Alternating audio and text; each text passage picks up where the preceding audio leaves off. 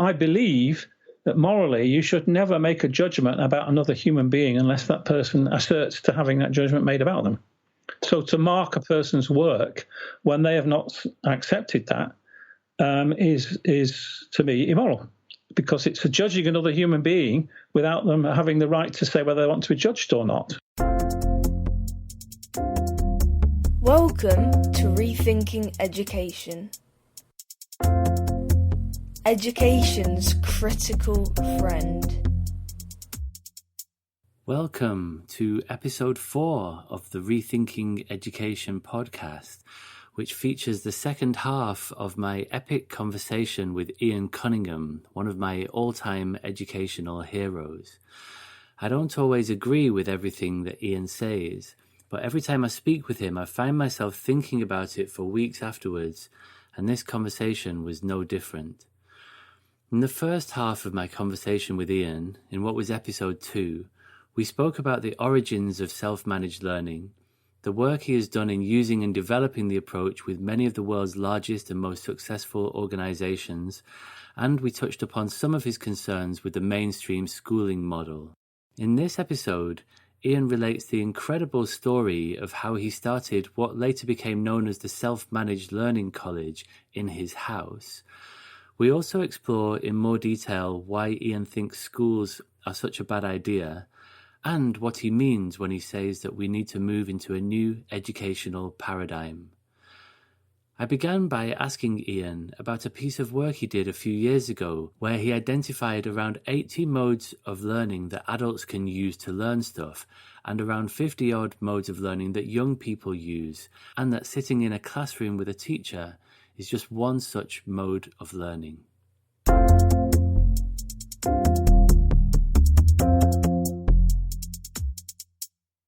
Well, we started and we wrote a Handbook of Work-Based Learning, which published in 2004, where we'd identified, I think, about 89 different approaches. And then we did a book on business-focused learning and development. Could you just rattle a few off quickly, just to sort of give listeners a flavour of what you mean by modes of learning? Right. Well, if you take schools, so with young people, we found 57 different ways of learning. So if I give you the example of Coco as a student, because I can mention her name because she's been in the local PES.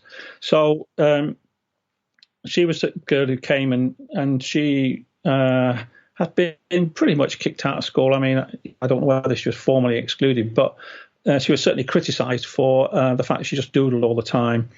And she was labelled with ADHD and dyslexia. So she came and she just doodle and draw cartoons, when she came. But she said that she learned visually. So she decided to do a law GCSE in what would be in year 10. I don't know why she decided to do law because I've not really worked with her. I was working with her at the time. It was because the law GCSE was being discontinued the following year. Yeah. But why she chose law, you may know better than I would. But it was so. But she said in the interview in the local paper that she said she's a visual learner, and that therefore what she was doing to learn, for instance, about the different role of the barristers and solicitors was she drew them with speech bubbles so that she could learn what a barrister's role was different from a solicitor's, because she apparently have to know that for the law GCSE. And I remember I was sitting with her one time and said, well, would you like to meet a lawyer? So she said yes. So we bring in a lawyer and she sits down and talks to the lawyer. If she said no, we wouldn't have done it. Would you like to see law in action? Yeah, that'd be a good idea. Suppose we go down to the magistrate's court. Okay, so we go down to the magistrate's court, see law in action. Now, all of that is, so there's examples. A person who's in the profession is a good example of someone to learn from, because how the hell do you know about how these professions work? It's we have girls who, we had 2 girls who said we like to be vets, and then you get the vet to say, can you take them for a week? So work placement is a good example, but also him talking about it. So talking with somebody who's an expert, and they do the work placements. If on the film about us in East Sussex, which is on YouTube, and it's and there you see, for instance, there's a girl who said, this is a school-based program we were running. She said she'd like to be a netball coach. So we said, well, have you spoken to your netball coach about what's involved? No. because why would she? It's a school. You don't ask for things. So we encouraged her to go and talk to her. So it's shown on the film, slightly artificial, that she's asking the netball coach, well, how did you get to do this? And what did you do? And the netball coach said, well, I went to Loughborough and did this and, etc. And then she's talking with her mum. There's a little bit where she's walking on the road talking about how she'd learned that from. So there's the link to parents there. So people who are expert in something as a good example of what people can do to learn. But the interesting assumption is that a lot of young people, for instance, want to learn online, and yet we found that's not true given options. We have students who go, I just want to go through worksheets, or I just want you to talk me through this, or Sam, who was the one doing the TEDx talk, I was working with him doing science stuff and sort of filling in. And he would say, I just want to sit in the corner and read and then come over to you and ask you a question. So then he'd sit and then he'd come over and say, I'm struggling with this bit about electromagnetism. And so you'd then respond to it. So that's a different way of learning than somebody who says, I don't really know anything about this subject. I had somebody who said, I don't really know what geography is. So I sat down and then just explained what you learn from geography, and we looked at some maps and things. And they said, well, that's fine. I now know what geography is. I'll decide sometime in the future. So that's just talking to me as someone who knows about geography. So people learn in different ways. We go on lots of visits. We bring in people who are expert. Shadowing somebody, I've mentioned already, as a way in the work context. That's a great way of learning. The witness approach, you see that on the film, where there's a boy in a group which was seen as low-performing group. That's why they were given to us, because we get the difficult kids obviously given to us when we go in school. And he was thinking he'd like to write books. Now, maybe he won't write books. It doesn't really matter. So they invited in a children's author called Jane Hissey. And so you see them, first of all, planning that. So the group is planning how to help John to think about the questions to ask an author. And then they're sitting in the library, and then John introduces the group, and then you see them asking questions of Jane Hissey, and then she's talking through some aspects of producing a novel. So that's we call it a witness approach. In other words, if you've got an expert, the thing you don't want them to do is to come along and make a presentation, because they have to kind of guess what the person wants to know. We'll say to people, you do not prepare anything, just come, and the students will ask the questions, because the person asking the questions is the one who's in the lead. The person who asks the questions is the one who's dictating the agenda, in a sense. So that's a very powerful approach. But of course, there's all the usual online stuff that people will use, and But in maths, some people like the Khan Academy. Some people go, "Oh, that's crap. I just want somebody to help me with this piece of maths." Or so we go to exhibitions, going to art galleries. But again, when we go to places, it's different from a school. The first trip we made when the college was in my house was we went up to London Aquarium, and our students went with different agendas. So one person was going to draw. He was wanting to draw octopuses and things like this. Two or three of them were interested in environmental things, and they wanted to go and talk to some of the staff about how they dealt with environmental issues. There was a guy who was into photography. He wanted to take photographs. So they were just scattering around the place doing different things. So in one trip, they could do different things. And you saw school groups with kids with clipboards going around ticking off things on a clipboard, because everybody was supposed to learn exactly the same thing. Our students were learning all different things. And we actually had Institute of Education did research with our students from the learner-centered design side. So this was Rose Luckin's team. And what they did was we had a trip up to the Royal Observatory in Greenwich. And the idea was about using technology, not just having, I think a lot of technology is a solution looking for a problem. As people come up with an interesting piece of technology, let's find a problem to attach it to.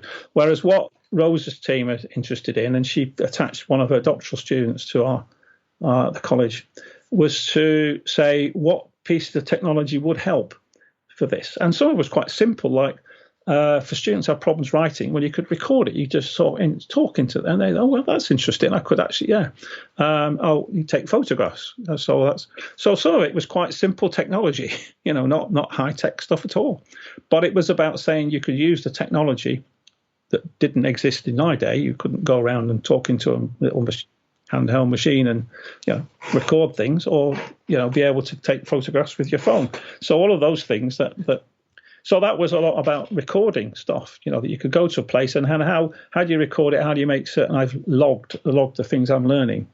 And that was, again, that's researched and it's written up. It's in one of Rose's books and also conference papers where they've said that, how they've worked with our students with different modes of learning.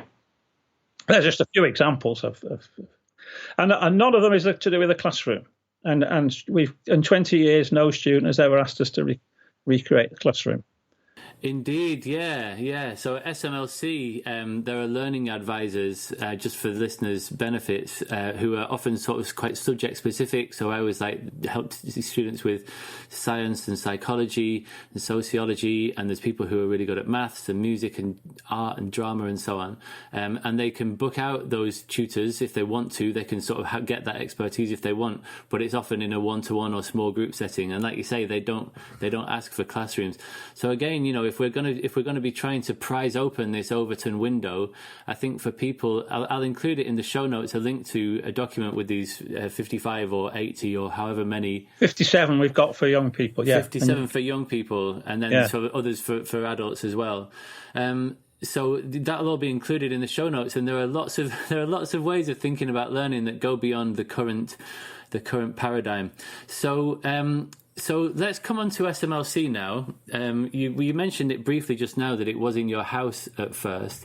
Can you tell us a little bit about how it came about? You've been doing all of this innovative work with all of these organisations and with democratic schools in other countries. I know you were out in Israel for a while, among other places, and you were thinking, oh, maybe I should do something a bit closer to home. What happened around that time, and when did that happen? And what was it like those early days of this, like inviting kids into your house, into your actual house, and turning your house into an alternative education centre? Yeah, it started in 1999 because the International Democratic Education Conference was at Summerhill, and I went because I just thought it'd be kind of interesting, and I did talk a little bit about self-managed learning there, but that was, of course, in the context of working in organisations. But I was always interested in Summerhill. I mean, way back from the School for Independent Study, I had a student who did a placement there as part of her diploma of higher education. She did a whole project on Summerhill and spent, I think it was like 2 or 3 weeks living there, doing research on Summerhill. So I'd visited when Neil's wife was running Summerhill back in the 1970s. And there was a guy called Yaakov Heck from Hadera in Israel was there, who runs the Institute for Democratic Education, and said, this looks like a stuff that our schools could use. Could you come to Israel for a few weeks? So I did that and went around schools, around some workshops, did a session in the university in Tel Aviv. And these are kind of radical educational people who are also working with the Palestinians. So there's a very good, the Hope Flowers School in Bethlehem, which is Palestinian territory. Though they've got the wall now right by the side of them, apparently. And they were setting up democratic schools. But again, the value of this was adding a structure into it, because they would have like meetings and, vote on things with students. So they might have classrooms, and then, but the decision making and the rules were done as in an assembly, if you like, with students and adults working together. So they then implemented this, and it's mentioned in Yaakov Heck's book about democratic education. And I came back and I just thought, well, let's talk to some parents and people. And interestingly, I just putting out feelers around Brighton and got parents meeting with me, had some seminars. The then director of education got quite interested, and we had meetings with head teachers. But it was actually premature. He was, because we really didn't have any experience to draw on. But again, that was at an era when, I'm talking about 2000, when the narrowness hadn't been quite as bad as it is now. And he was quite interested in the idea that we could implement self-managed learning in Brighton schools, and had heads some of his administrative people as well. And we had a series of workshops. And I did a workshop at a school just showing teachers how we worked, but it didn't come to anything. And then the meetings with parents and people in schools, I was saying, well, maybe we could set up a school, maybe we could do so, I don't know. And their parents have got to do something now. They said, we're desperate now. Our kids are out of school, legally home educated, but actually, just needing some support. And they, as parents, couldn't necessarily provide that support. So we started originally in community centres, running these learning groups. So we have a learning group of 6 by age. So we had two groups, a slightly older and a slightly younger group. We had people who then had one boy sent by a school because we were in the local paper, and he was selective mute. He'd never spoken in 4 years in school, never done any work, never made eye contact with anybody, even at least any adult. And there was all sorts of reasons why that was so, because we found out that the school didn't know why he wasn't speak to them. We found out within the first meeting with him,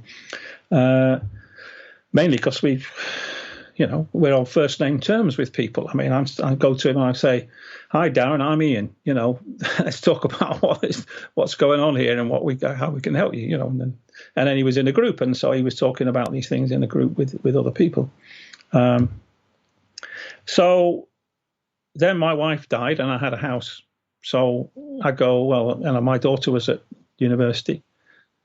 Son was long gone. And so I said, well, let's run it out of my house. So I had 12 students and 2 learning advisors in the building. I'd already built an office at the top of the garden.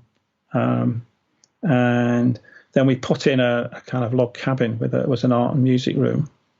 And then we had a shed for the garden. Of course, the nice thing there is we had a garden, so students grew things, of course. So it was 9 till 1, and so I opened the back door at 8:30, and students could come in from 8:30. So I had to finish my breakfast well before then, and then the whole of the ground floor was, and there's a film on Meridian, and they put a clip in, a recent one. Meridian came and did a little program about us. So I had the front room as a learning resource area with computers and desks, and the back room as a meeting room, and people could sit around. Kitchen was for either cooking or science, depending on the day. Obviously not both at the same time, but people did their like biology, GCSE science experiments in the kitchen, which were pretty easy. I remember doing rennet and milk experiments and growing watercress and various other things for GCSE. So initially we didn't have the music and art room, so we just also did music and art in the kitchen. But then we created that. We just built a log cabin, so we had an art section, a music section, and that was it. And we ran for 2 years. But we then were getting so many people wanting to come that we went to the youth centre in Brighton.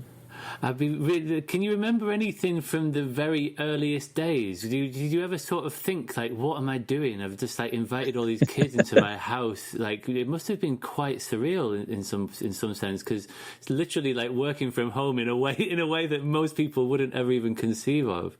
No, I think people just warned me that they're going to wreck the place, and it's going to be. I mean, we did on sofa. We had a boy with ADHD who would just throw himself onto the sofa, and it did actually break it. And we had some chairs got broken because they were kind of old chairs that not modern, where the legs had just screwed in. So obviously they'd sometimes collapse. But it was. I just go, what's life about? If parents are this desperate, let's have a go at it and let's see what happens. We'd run the groups. We knew that the process worked because we'd got evidence. Like the boy who had been out of school and was very depressed and created a portfolio. This was when we were working out of a youth centre, and then he managed to get into the Education College. They said we want 4 GCSEs, so we got a C. I think he got a C, a B, and 2 E's, or something like that. and they gave him a place on his portfolio, and he got the prize for the best student in his first year there doing a BTEC. Then he got into university, got 2-1, and is now quite a famous illustrator. So that was just when we were working out. We were just running them on a Monday morning, and that was all we were doing. So we did every morning in the house, and I got the house back at lunchtime every day. Incredible. So we'll come on in a short while to look at the nuts and bolts of how SMLC works, because I think that people are often interested in that, in my experience. And we talked about some of it already, but I think the best way into thinking or to learning about SMLC is through the young people themselves. And I certainly found that, like, I was sort of aware of your work for a long time. I can't remember when I first learnt of it, but I remember thinking, wow, this is something that's really interesting. And I can remember asking a long time ago if I could come and visit, and you were like, we don't really do visitors because it just disrupts things, and it's just, it's too small an environment to be able to withstand that sort of, it's just going to be odd, but you can come to an open day. So I came along to an open day, and it was held at the place in the centre of Brighton, and I can remember it was meeting the students and talking to them and seeing just how confident and articulate they were and how self-aware. And I just thought, this is not, I was teaching at the time, and I was like, this is not like the kids behave that I deal with every day. So I was really interested. So I think it would be interesting just to share a few examples, and there's some excerpts either from the book. There's some research that's been done in the book, but I've pulled out a few examples from the book or just from my own experience of having worked there that I think is a good way to introduce to listeners about some of the really quite touching testimonies sometimes that these pupils give. So one of the first ones that I came across was the talk that you mentioned earlier by a former student called Sam Watling, who did a TEDx talk at the age of 19 called, I think it's called Our Antique Education. He was only 16, actually. Oh, 16, my goodness. Yeah. He just left. He gave this TEDx talk. He had Asperger's. Yeah. And he gave a TEDx talk. It's a brilliant performance. It's absolutely, he's like bursting with enthusiasm and confidence. And you can see that he's nervous and that he's struggling a bit at times, but he just comes through, and the audience are rooting for him. And that's well worth a watch. I'll put a link to that in the show notes. You mentioned, so one of the things that I sometimes struggled with SMLC is how non-interventionist it is, in that it's a structure, like you say, and it's a holding place, and that young people go through this process of deschooling, and so for some of them they go through that process quite rapidly and start getting on with stuff, and for some of them that can take quite a long time. And you mentioned the young person Coco, it's deep-rooted. Coco, who was there when I joined, I think she was in year 8 at the time, and like you say, she was drawing, and she was just drawing cartoons, and she was drawing writing a graphic novel, essentially. And that's all that she was doing pretty much for a lot of the time that she was there. And I can remember, and I didn't really have much to do with her. She wasn't in our learning group, not my learning group. But a part of me was thinking, I was going through a process of deschooling as well. And I was sort of thinking, this girl isn't doing very much in the way of maths or English or science or geography, history, art, like all of the stuff that we sort of consider to be really important in schools. Like, is this okay that she's just drawing for this, for the whole time? And so she did that for about 2 years, as far as I can remember, and she sort of got this graphic novel out of her head, which she published. I bought it for my son recently. It's quite a remarkable piece of work. And then it seems that she came out of this, she got the graphic novel out of her head that she needed to process. And then she was like, okay, what's out there? And then, as you say, she did a law GCSE in year 10, and religion and history. And she did about 6 or 8 GCSEs to my knowledge.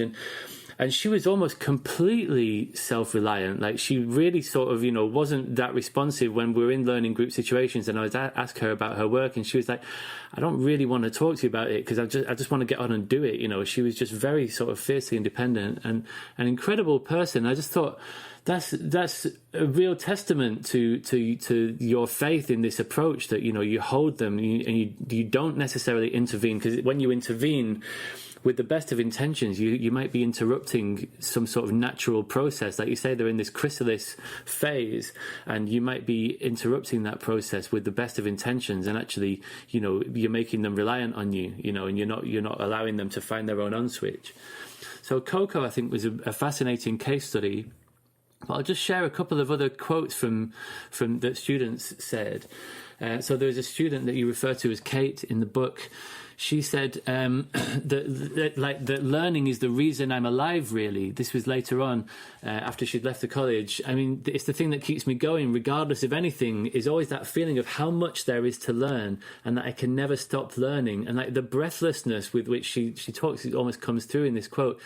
She says, I definitely felt that at the college because I was exposed to so many different ideas and so many different subjects, whether they were academic or creative or even just areas that were about personal development. I think that idea that you never stop growing and you've never learned anything, and that if your purpose in life is just to constantly get better and constantly learn more, that can never really be exhausted. And I definitely got that at the college. So this, you couldn't ask for a better example of somebody who has a love of learning. They've got the bug for it. Some more examples that I'll share. There was one called a boy referred to as Johnny, who was quite deeply unhappy when he joined. He had been a bully. He bullied other children when he was at primary school, and had really switched off. Didn't really engage in learning. Was considered to be not very good at literacy.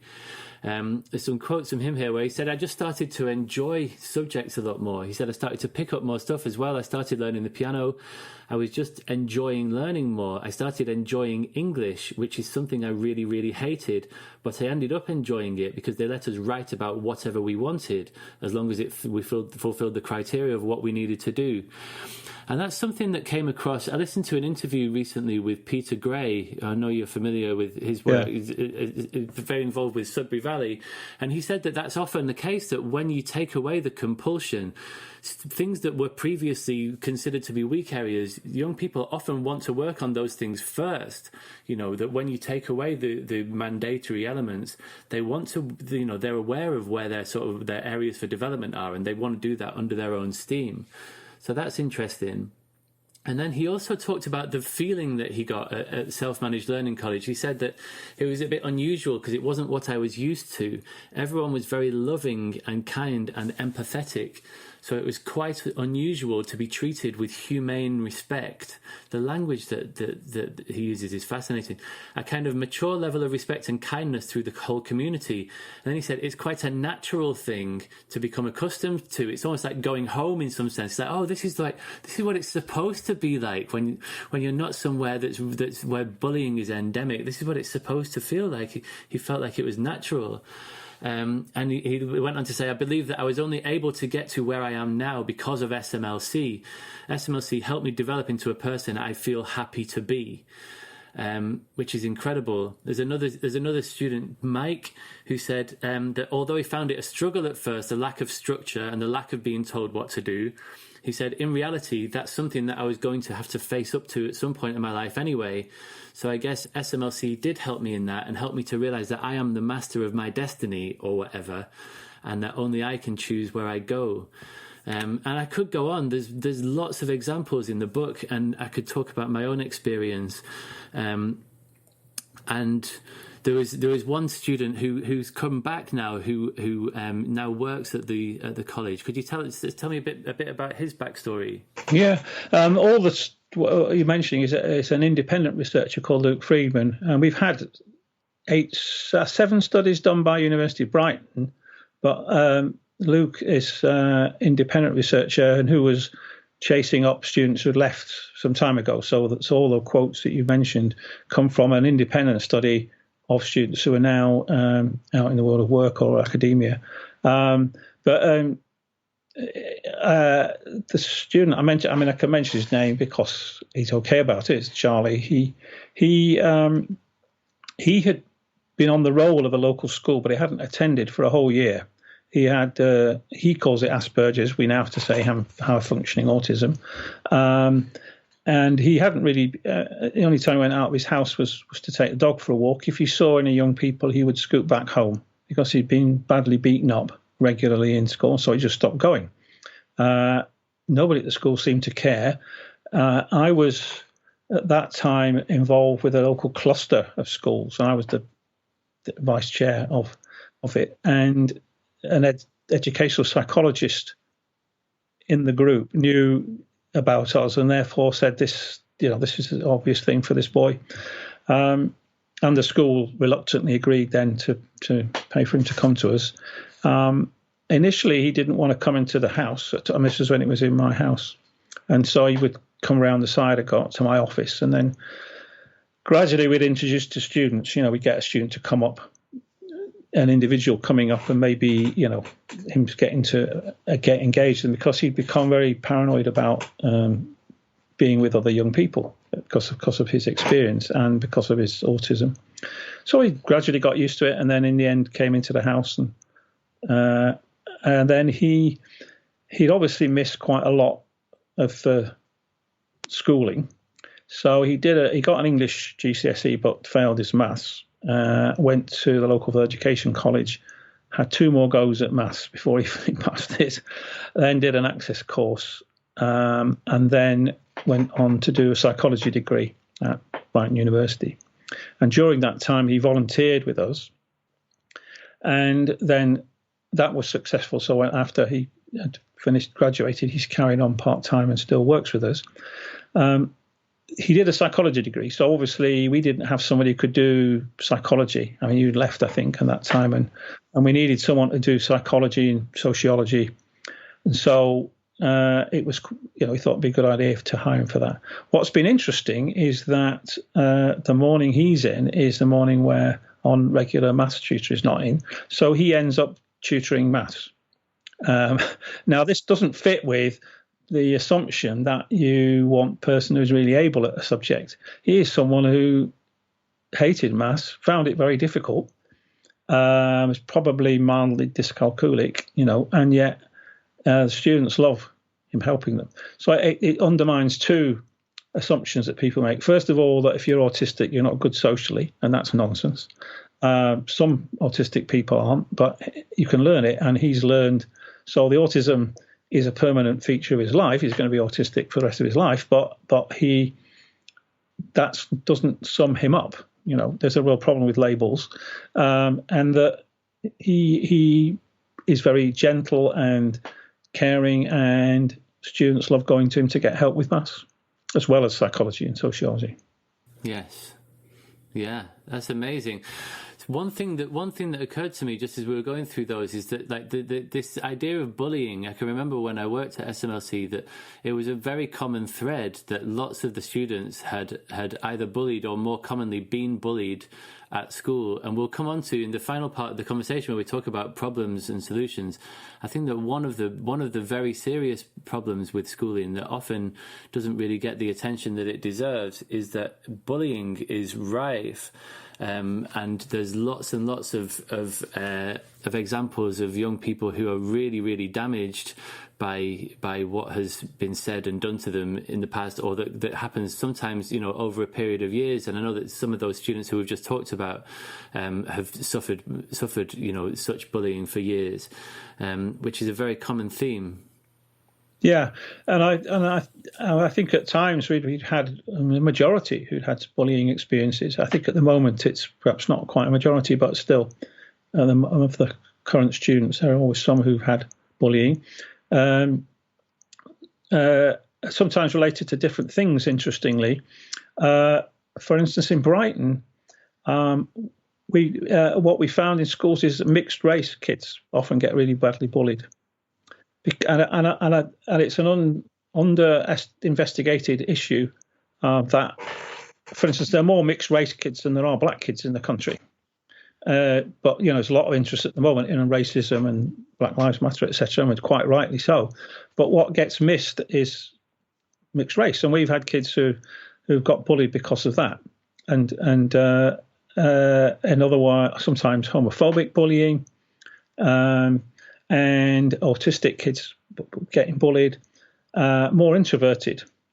And Susan Cain's book on introversion is great because it says schools are designed for extroverts, and probably 40% of the population are introverts. And I'm quite an introverted person, and but I've learned how to do the stuff, the extrovert bits. But I've always been quite introverted, and that's one reason I never found school very congenial. So. And it's an example of where schools refuse to look beyond when the student leaves. In other words, as far as schools are concerned, their only obligation seems to be up to the age in which the student leaves, and we have no obligation at all to what the person does in their later life. Because, for instance, we know that someone who's badly bullied is 2.72 times more likely to suffer psychosis in adult life than the average in the population. I mean, that's really significant. Another piece of research was that there's nearly 100,000 children, and I use the word children because that's in the research. By the way, I always say that when I have to use children when it's being used by other people. 100,000 children suffer for post-traumatic stress disorder due to bullying. 100,000. Currently, this is a current figure, and it's and of course schools do. Well, we have anti-bullying weeks, we have bullying buddies, and all this. It's all trivial. It's the rearranging the deck chairs on the Titanic syndrome. I mean, it's all a waste of time because you're not addressing the social context, that the schools are too big and the social arrangements, classrooms, etc., and the social structures don't work and will never work. And that's and so all the tidying up make the classroom work a bit better, having lollipop sticks and nonsense like that. Well, nobody's addressing the fact that we know that the bigger the school, the more likely there are to be social problems and relationships between adults and young people themselves get worse the bigger the school. And that research is quite sound, and a huge amount of studies from the States on this. So it's a disaster, and it's not. I mean, don't blame teachers. Whatever they're trapped within a social system doesn't work for them either. Yeah, I certainly feel that the secondary schools in particular are far too large. We know about, Dunbar's number, this idea that you can sort of have about 150 people who you can sort of have relationships with at any one time. And, there are some places, like, as I understand it, in Scandinavia, they have like 150 like space office blocks, and then when they need to expand, they just build another building, and they understand that this is a useful thing to bear in mind. And I used to find that, like, as a teacher, so like, I can remember once I was working in a very large school, and there was this incident that happened on the stairs where quite a big, burly Year 11 had pushed a young student down the stairs. They hadn't fallen, but he'd pushed them and they'd almost fallen. And I addressed this boy and said, "Hey, what are you doing? You just pushed, like, you can't do that. That's really, like, not okay." And he wheeled on me and just was sort of like went nose to nose with me and was like, "Do you want some?" like that. And I didn't know who this kid was. He'd only been at the school for a few weeks. He'd been excluded from a previous school, and I didn't know who he was. He didn't know who I was. It took me quite a long time to even find out who this child was, this young person, this young man. And then I eventually found out, and we had to sort of, go and get his head of year. We had to come to me, and he's like, we had this really awkward conversation in a corridor where I was supposed to be teaching, and the head of year brought him to me and was like, here's the sort of restorative conversation in a 30-second conversation in a corridor. And I sort of said, "Yeah, I don't think it's okay." And he was like, "Yeah, well, I don't want you to talk to me like that." And so there was just absolutely zero resolution. And it just sort of just felt just like, this is just out of control, because I don't know who he is. He doesn't know who I am. And like you say, without that social glue that is so important, and having relationships where everybody knows everybody else, so you need a school where every teacher knows every kid, and where every kid knows every teacher. And if you can't say that that's the case, then your school is too big. And I think that's a huge part of why this bullying happens, because there's this sort of the anonymity, that if you can push a nameless kid down the stairs because it's just you seeing out your frustrations. But if that's little Billy, who you've known, because every kid in the school, then it's not so easy to push little Billy down the stairs. So the relationships are everything. Yeah, and it's crucial. And another part of the book, it may seem like a kind of diversion, but I looked at all the issues of murders in American schools, because basically we don't have guns, but we do have incendiary devices, and we get arson in school. But it's what you find is it's just, okay, the kids who've done all these horrendous murders like Columbine, etc., were kind of mixed up, but they were often pairs, so there's that whole thing about peer group. Quite a lot were not individuals, and also that nobody was putting together all the different clues. So within the school, there'd be people who would know a little bit about that person, but nobody shared that. It's back to the way we see self-managed learning in how to get people to share stuff, because sharing knowledge, and it's all whole knowledge management thing. It's not. You don't need to know everything. You need to know where to find out what it is, and it's not necessarily on the internet. You need to know which person to talk to.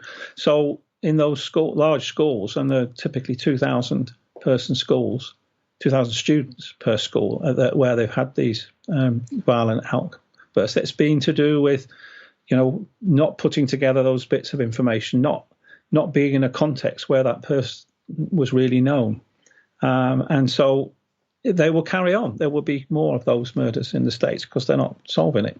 And other countries, of course, have had these issues as well, but not quite as extreme as the USA. And say we have those issues, but it's more like, the bullying that goes on, and arson attacks and vandalism and all that kind of stuff. Yes. Yeah. So that might be a good way to come into thinking. We've spoken about some features of SMLC already. We've talked about learning groups of 6, and 6 really is the magic number, isn't it? Like 5 is too few and 7 is too many. You're quite certain about the 6th figure. We talked about learning agreements that they write, and the 5 questions that they work to arrive at the learning agreement, and community meetings, which is how we start and end each day. The problem-solving committee is something that I think people might be quite interested to hear about, given that we've just been talking about, there are, of course, issues of friction happen, and even incidences of bullying happen within SMLC. So how does that get dealt with, and how is that different to what would happen in the mainstream model? Well, we've evolved things over time, and you obviously also were engaged in developing the restorative justice sort of process. So what we've tried to do is to say there's a sort of series of levels where initially you're trying to get students to sort it out for themselves, which it does happen quite a lot of the time. But then if not, then there has to be some kind of restorative justice process, sitting down, talking with people, and getting people to explore, why things have happened, and so trying to have those kind of dialogues, if you like. But if that doesn't work, then there is a need further. At the moment, we're using more. Well, we could call it a problem-solving committee. We've also taken out of the Sudbury Schools model of judicial committee, which is another way. But what it is basically saying, we need a way then of actually not trying to replicate a court, if you like, but having a fair process where students and staff would be joining together to engage with students on an issue. So the last one I did was 2 boys. Well, one boy put in a complaint about another boy in football, that he was hitting him off the ball. This is when we were in the youth centre, and we would go and play indoor football, and there were 2 boys, I think they were 12, 13-year-olds, and they would, one would kick and the other one would have another kick. And so it was getting them in. So getting them in meant me chairing the meeting with 2 students. So there were 3 of us, 2 students and myself, and the idea is that we would need to reach a consensus on what to do, and we'd get them to get the information from them and other people who were in the football match. And basically, it seemed like both of them have been, with 6 or 1 or half dozen of the others. So then we called them and said, right, how about, and this is, I remember, 2 students and myself, making an agreement that they both be banned from football for a week, and would they accept that, and that they really need to stop this, and so therefore not play football for a week, so they could kind of get their heads together. And they accepted it, and it was accepted by the people. So that's what happened. They were banned from football for a week. So that's kind of a simple example of a process that the restorative justice, was kind of bypassed a bit, because they were sort of saying, well, I want to make a proper complaint about this person. So we said, okay, it's not about sitting the 2 of you together. We'll have to sort of because they were both kind of, no, he's at fault, and So we sorted it out that way. But you could say it could have been a restorative justice process where you sat down with the two of them and tried to get them to talk. But they got very heated, and so we just go, let's just try and cool it and find another way around. Yes, absolutely. And I remember, so yeah, I did introduce some of the restorative practice when I was there, and I think that was as an earlier layer. So it was like, but it only works if there's willingness on both parties to come together and have that conversation that's sort of mediated.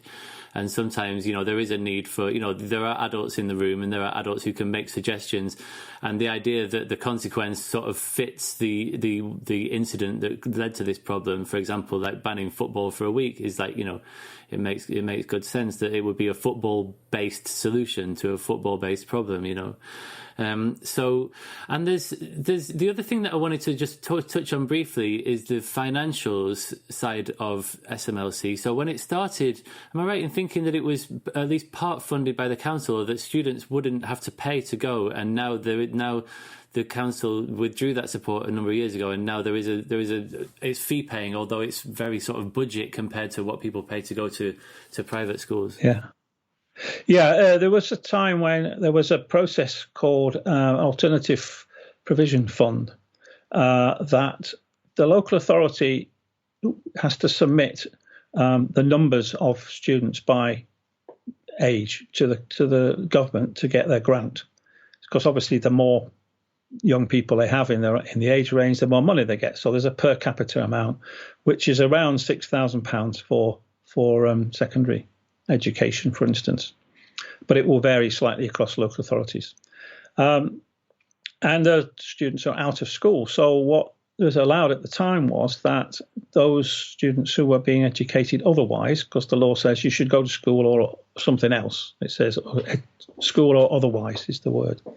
So they were otherwise, in a sense, home educated, but they could tap into funding by virtue of being entered on the submission by the council to the government, which would then get the council the money that could then be passed on to who was providing. So in that case, it's £3,990 per year is what it costs us to run the college.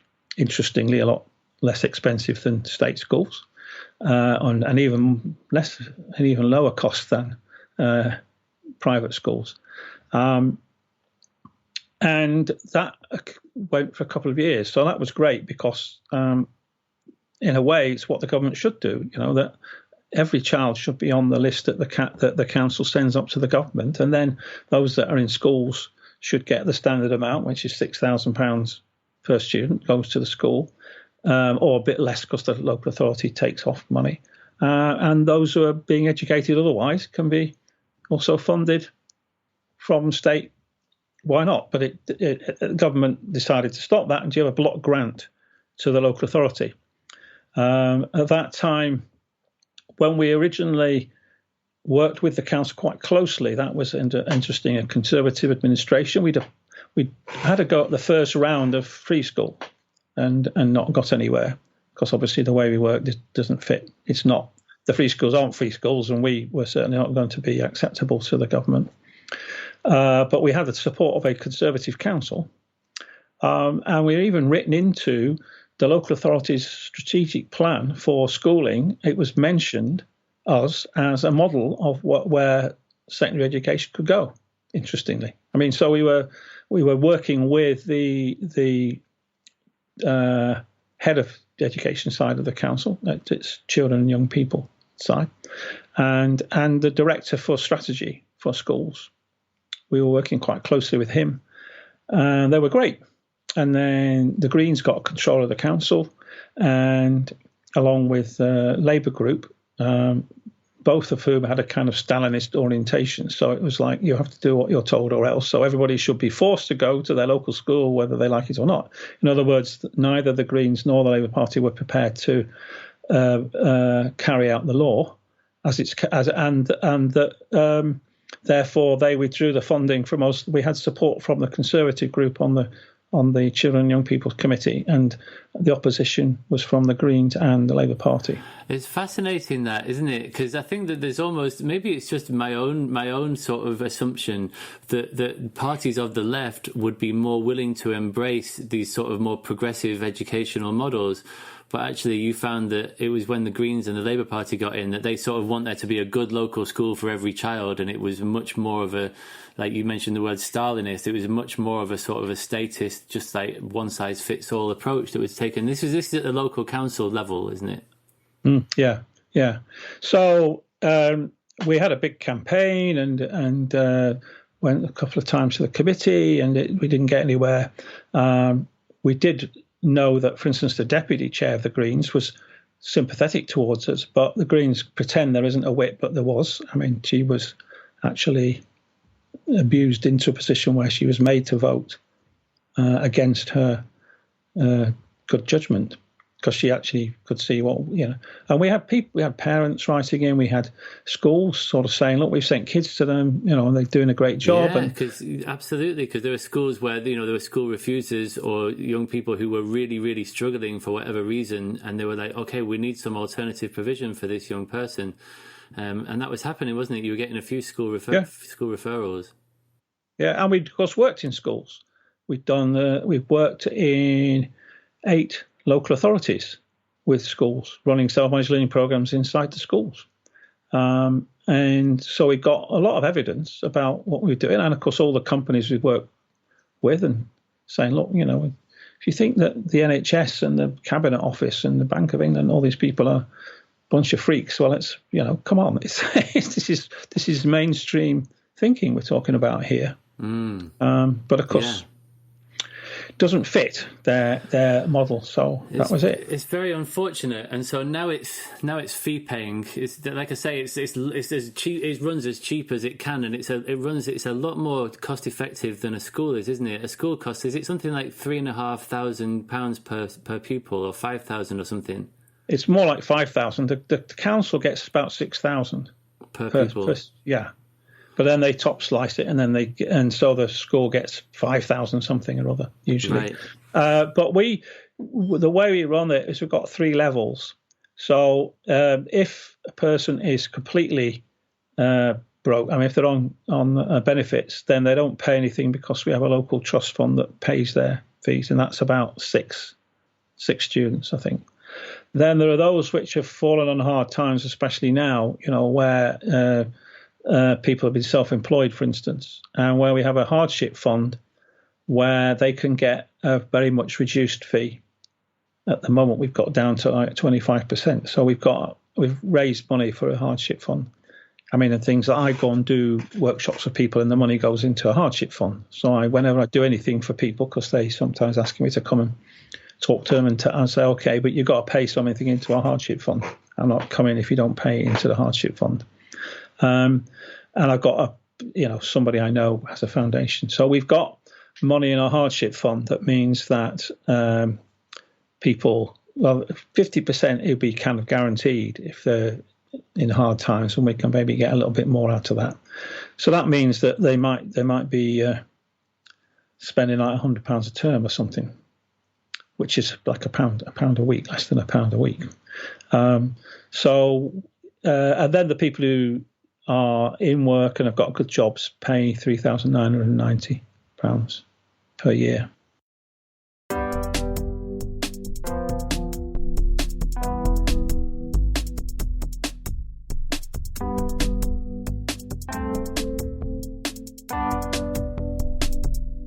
I think that I'd like to wrap this little section up before we move on to the final bit of the conversation. I know this has been a long conversation, but you've had a long and illustrious career, and there's a lot to talk about.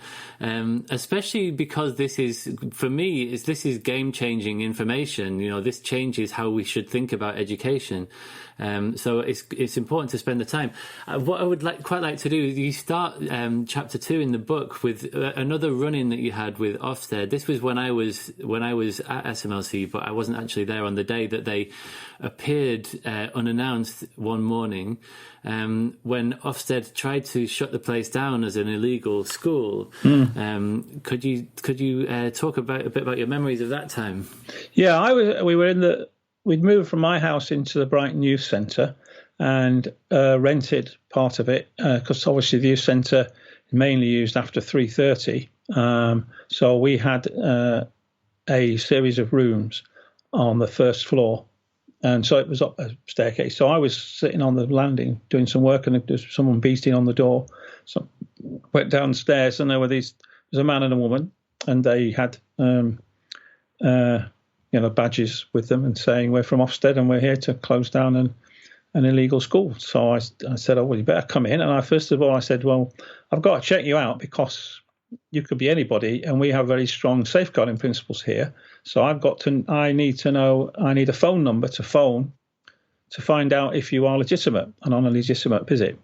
So that, of course, delayed for a while, which gave me a bit of chance to clear my head and go and warn people that we had inspectors with us. So then I said, okay, eventually I found somebody who could say they were legit. So, okay, and then come sit on the landing. So then they were talking to me and ask what we did here. And I said, well, we can't be a school, I said, because we don't have any classrooms. We don't have teachers. We don't have a curriculum. We don't have a standard timetable. We don't have anything that would be seen as a school. And we are otherwise in law, and we're perfectly legal because this is otherwise not school. And otherwise education is enshrined in law since the 1944 Education Act. Anyway, they said, we want to come and talk to the students. So they went round. At this time, there was supposed to be this rule that if people did 20 hours, they would be made to school when we were 20 hours. And they asked students, what hours are you here? And they said 9 till 1, which makes 20 hours in the week.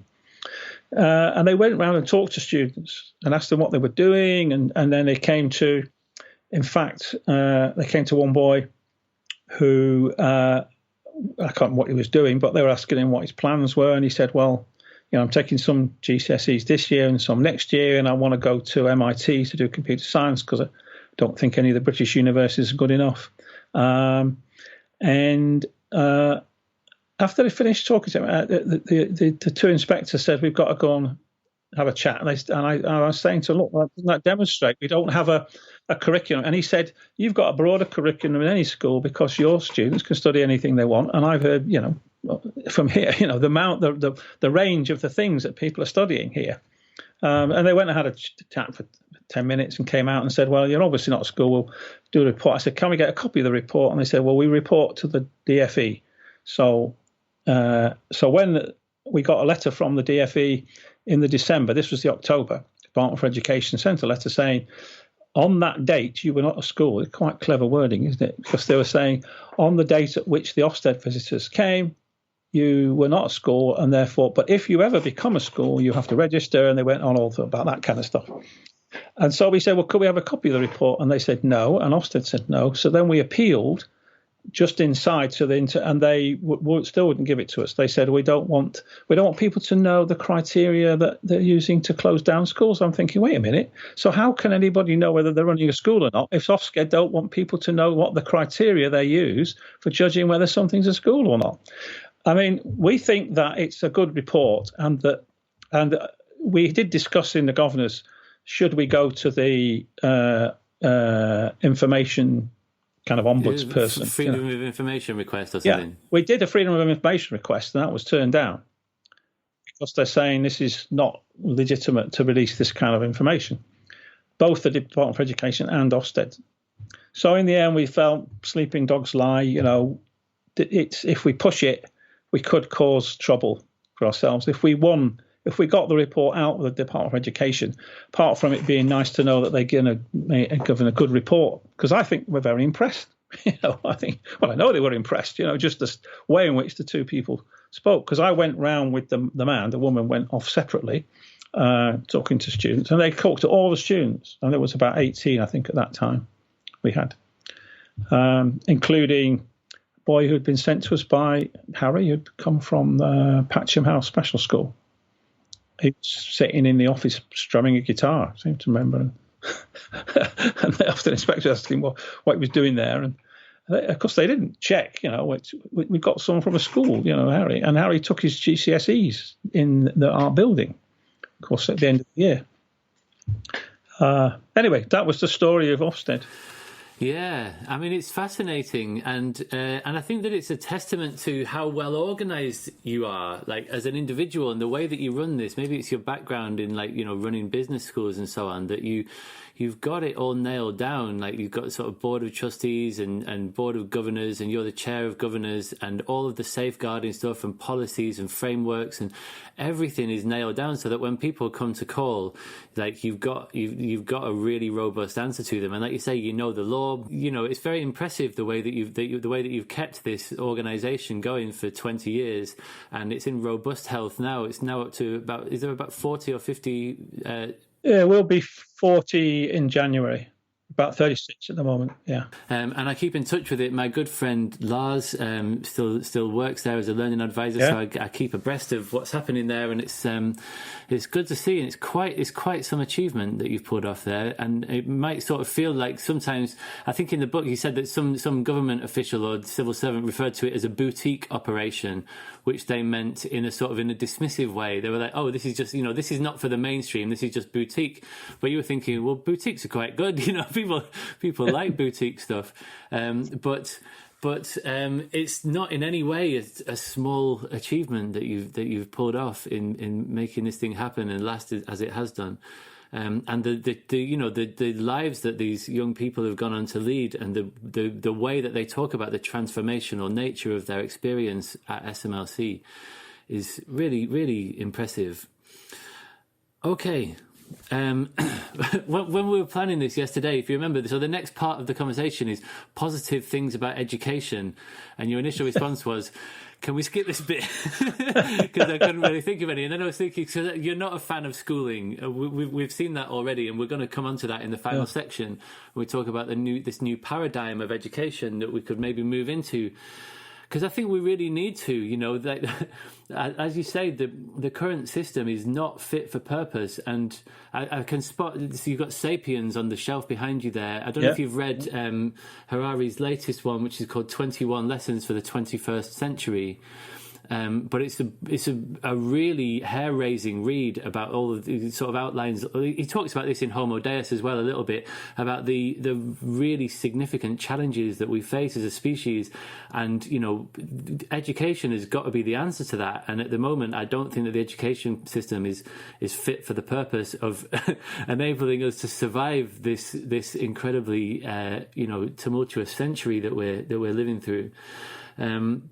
So anyway, I thought, well, we'd broaden the scope of that question and say like positive things about education more widely. We've heard lots of examples, but maybe if you talk about some examples of stuff that's happening internationally in the democratic schooling movement, possibly to do with homeschooling or the alternative sector, talk about some green shoots, some areas for hope. Yeah, well, I did reflect a bit more on my own experiences, and I think doing my PhD was something I enjoyed, for instance. So I think universities have a great role in being research places. They're repositories of knowledge, and it's great, And when we were running the School for Independent Study, back to this is an example in education, was we drew on the resources of the Polytechnic. So students would want to know. We had a student who wanted to do astrophysics. Now, and as a special interest, so we had a central studies which was group based and project based, and then people had a special interest that they could pursue the other half. And so I took him to the physics department. When we asked the physics department as a department, were they interested in supporting what we were doing? They said, no, this is just daft. We want to teach physics. But I found a guy who'd got a doctorate in astrophysics, and he was having to teach first-year physics undergraduates. Never got a chance to do astrophysics. So I was delighted, because I said, we've got a student here. You'll get stuff on your timetable. In other words, you get some allowance that we pass over to the department. So you can do less of your teaching if you take this student on. And he thought this was wonderful. And it's one interesting example of when you do it show the individual, in other words, to get through at the human level, it can work really well. Like you've talked about the human level about the college. And so it was important to have a university which had somebody who got astrophysicist on his badge, so to speak, because then the student could go and spend and do 2 tutorials with the guy and learn astrophysics. So, but of course, my view would be that what you need is these experts around the place so that students can go and ask them questions and learn things from them. They shouldn't be in charge of as you know, in the book, I talk about the 2 roles. So the first stage, our learning group advisors with the learning group, is about understanding the person, their problems, their processes of learning and the patterns of behaviour, etc. So we have to find out about the person. Once we know about them, then they can go and learn skills and subject knowledge. So that's the S world: skills, subject knowledge, specialisation, solutions. And that's really came a lot from the experience with the School for Independent Study. We at the centre were the ones who really knew our students, and we could then go out and get people who've got expertise to help people learn that. So we needed all these academic departments and people doing research in these areas so that we could actually utilise them. So I'm all in favour of having that. It's just that they shouldn't be in the lead, and they shouldn't be wasting their time lecturing and things like that, which is just ridiculous because people who are researchers don't want to lecture anyway.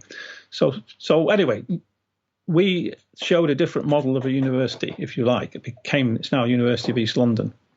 And doing a PhD, because I could learn whatever I wanted, so actually you only get any freedom until you get, there's been more control on PhDs. When I did a PhD, you could pretty much, as long as you could convince your supervisor. And so I can see the positives there. Globally, I think you're saying that there's the International Democratic Education Conference that works every year. And it's itself a wonderful model because there's no organisation. What happens is people meet, and there's a general assembly during the conference, which typically lasts for a week, and they agree on where the venue will be 2 years hence.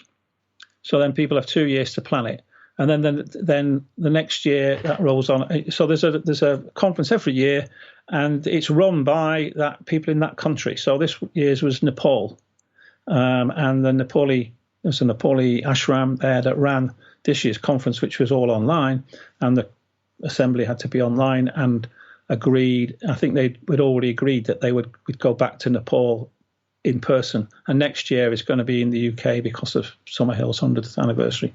So, but there's no organisation. There's nobody in charge. And it works really well. So there's nobody. You have to pay fees to join and anything like that. Anyone can go to it and they pay, and there's bursaries for people going to the conference and things like that, and you can go on day tickets and things. And that brings together a lot of people around the world, and there is a huge growth, especially in Southeast Asia. In Korea, there's now about 500 democratic schools. Japan has a democratic university, the Tokyo Shuri University, as well as schools. Australia has democratic schools. India. So there's a lot of development there. Taiwan is fantastic. And the United States, Canada. So there's a growth around the world. In South America, Brazil, there's the Lumine schools. There's a whole load of people getting involved with this globally and recognizing that it's just not working. And especially those ex-colonies, like in Africa, where people have been foisted on them a European model that is quite inappropriate to the culture of those countries. And that's still going on. And unfortunately, the British aid budget is used to prop up British-style education, which is disastrous in many of these countries. But there are local people who are starting to think differently and work differently. And that's going to be the saviour there, is more empowered local leaders who are taking up a different way of thinking about learning. Yes. Great. I mean, it's important to recognise that, and I think that I'm sometimes very UK centric, and even within the UK, very England centric in my concerns, and things are, like I say, very traditional, very narrowly focused at the moment. But there is a whole world of possibility out there, and there are people who are walking and talking these practices and achieving great success. And it's really encouraging to hear that there's such growth, especially in Korea and Japan and the places that you mentioned. Just briefly, you mentioned you sort of touched upon S-mode learning there. Can you talk a little bit about P-mode and S-mode learning? Because I think that this is quite a key idea that for me, I found this really eye-opening as a way of just thinking really clearly about the role of subject-based teaching, but also where the limitations of that are and the way that can be contrasted with the P-mode. Yeah. So when we go into schools, for instance, schools have either said, we've got these kids that are out of exclusion, can you help? Or we've got these gifted and talented kids and we don't know what to do with them. And so we've ended up running a Self-Managed Learning program with people in groups. So, let's take the example of because the deputy principal wrote a piece about Uckfield and it's on the film. And afterward worked with the gifted and talented, so-called. I was asked to work with a typical Year 8 boys in and out of exclusion. So the classic thing is that they would come in and, one boy, a typical model was to come in, tell the teacher to F off, get sent home, go and nick some alcohol on his way home, sit and play games and watch the TV and go, they're the mugs in school. I'm enjoying myself sitting here and at home, So he had a nice little pattern going. So we have to understand the pattern. He had a pattern that was not going to be productive in the future, of course. And schools really didn't understand what was going on for these kids, because so they were on report. They had these report cards that they would bring. I had to take them to each class. So when they were allowed in, and then if they were excluded, of course they weren't. They only were allowed back to come to the program. Actually, but otherwise they weren't allowed into classrooms. But when they had come back from a temporary exclusion, they would be on report. And so the first meeting, they're putting these in front of me, and I'm not doing anything, but we will decide as a group about your behaviour. I'm not going to decide this.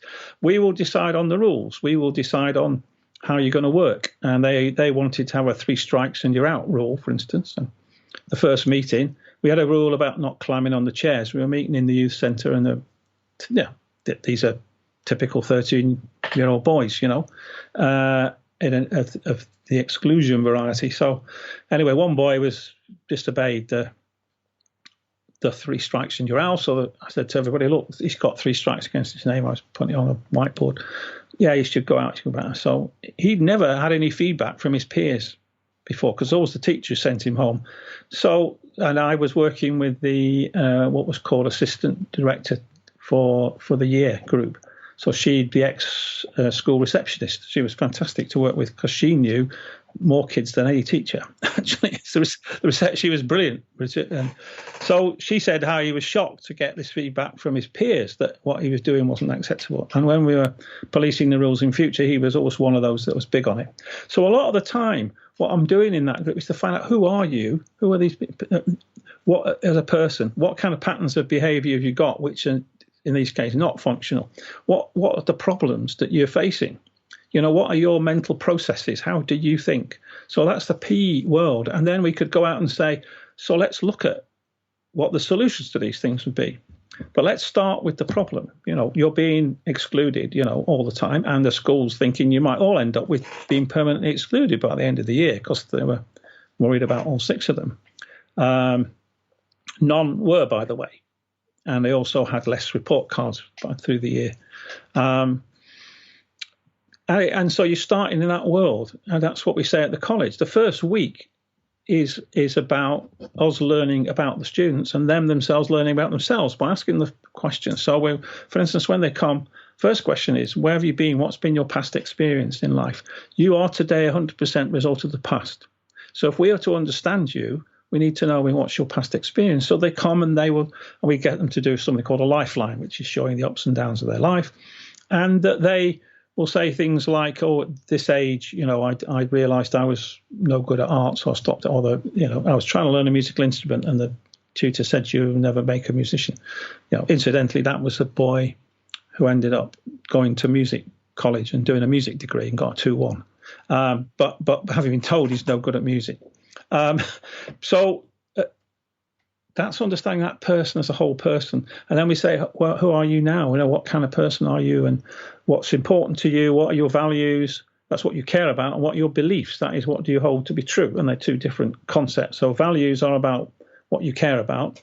I value this and not that. So like these boys who were in our exclusion, they were going, well, maybe we'd like to be footballers. So they valued that notion of footballing and celebrity.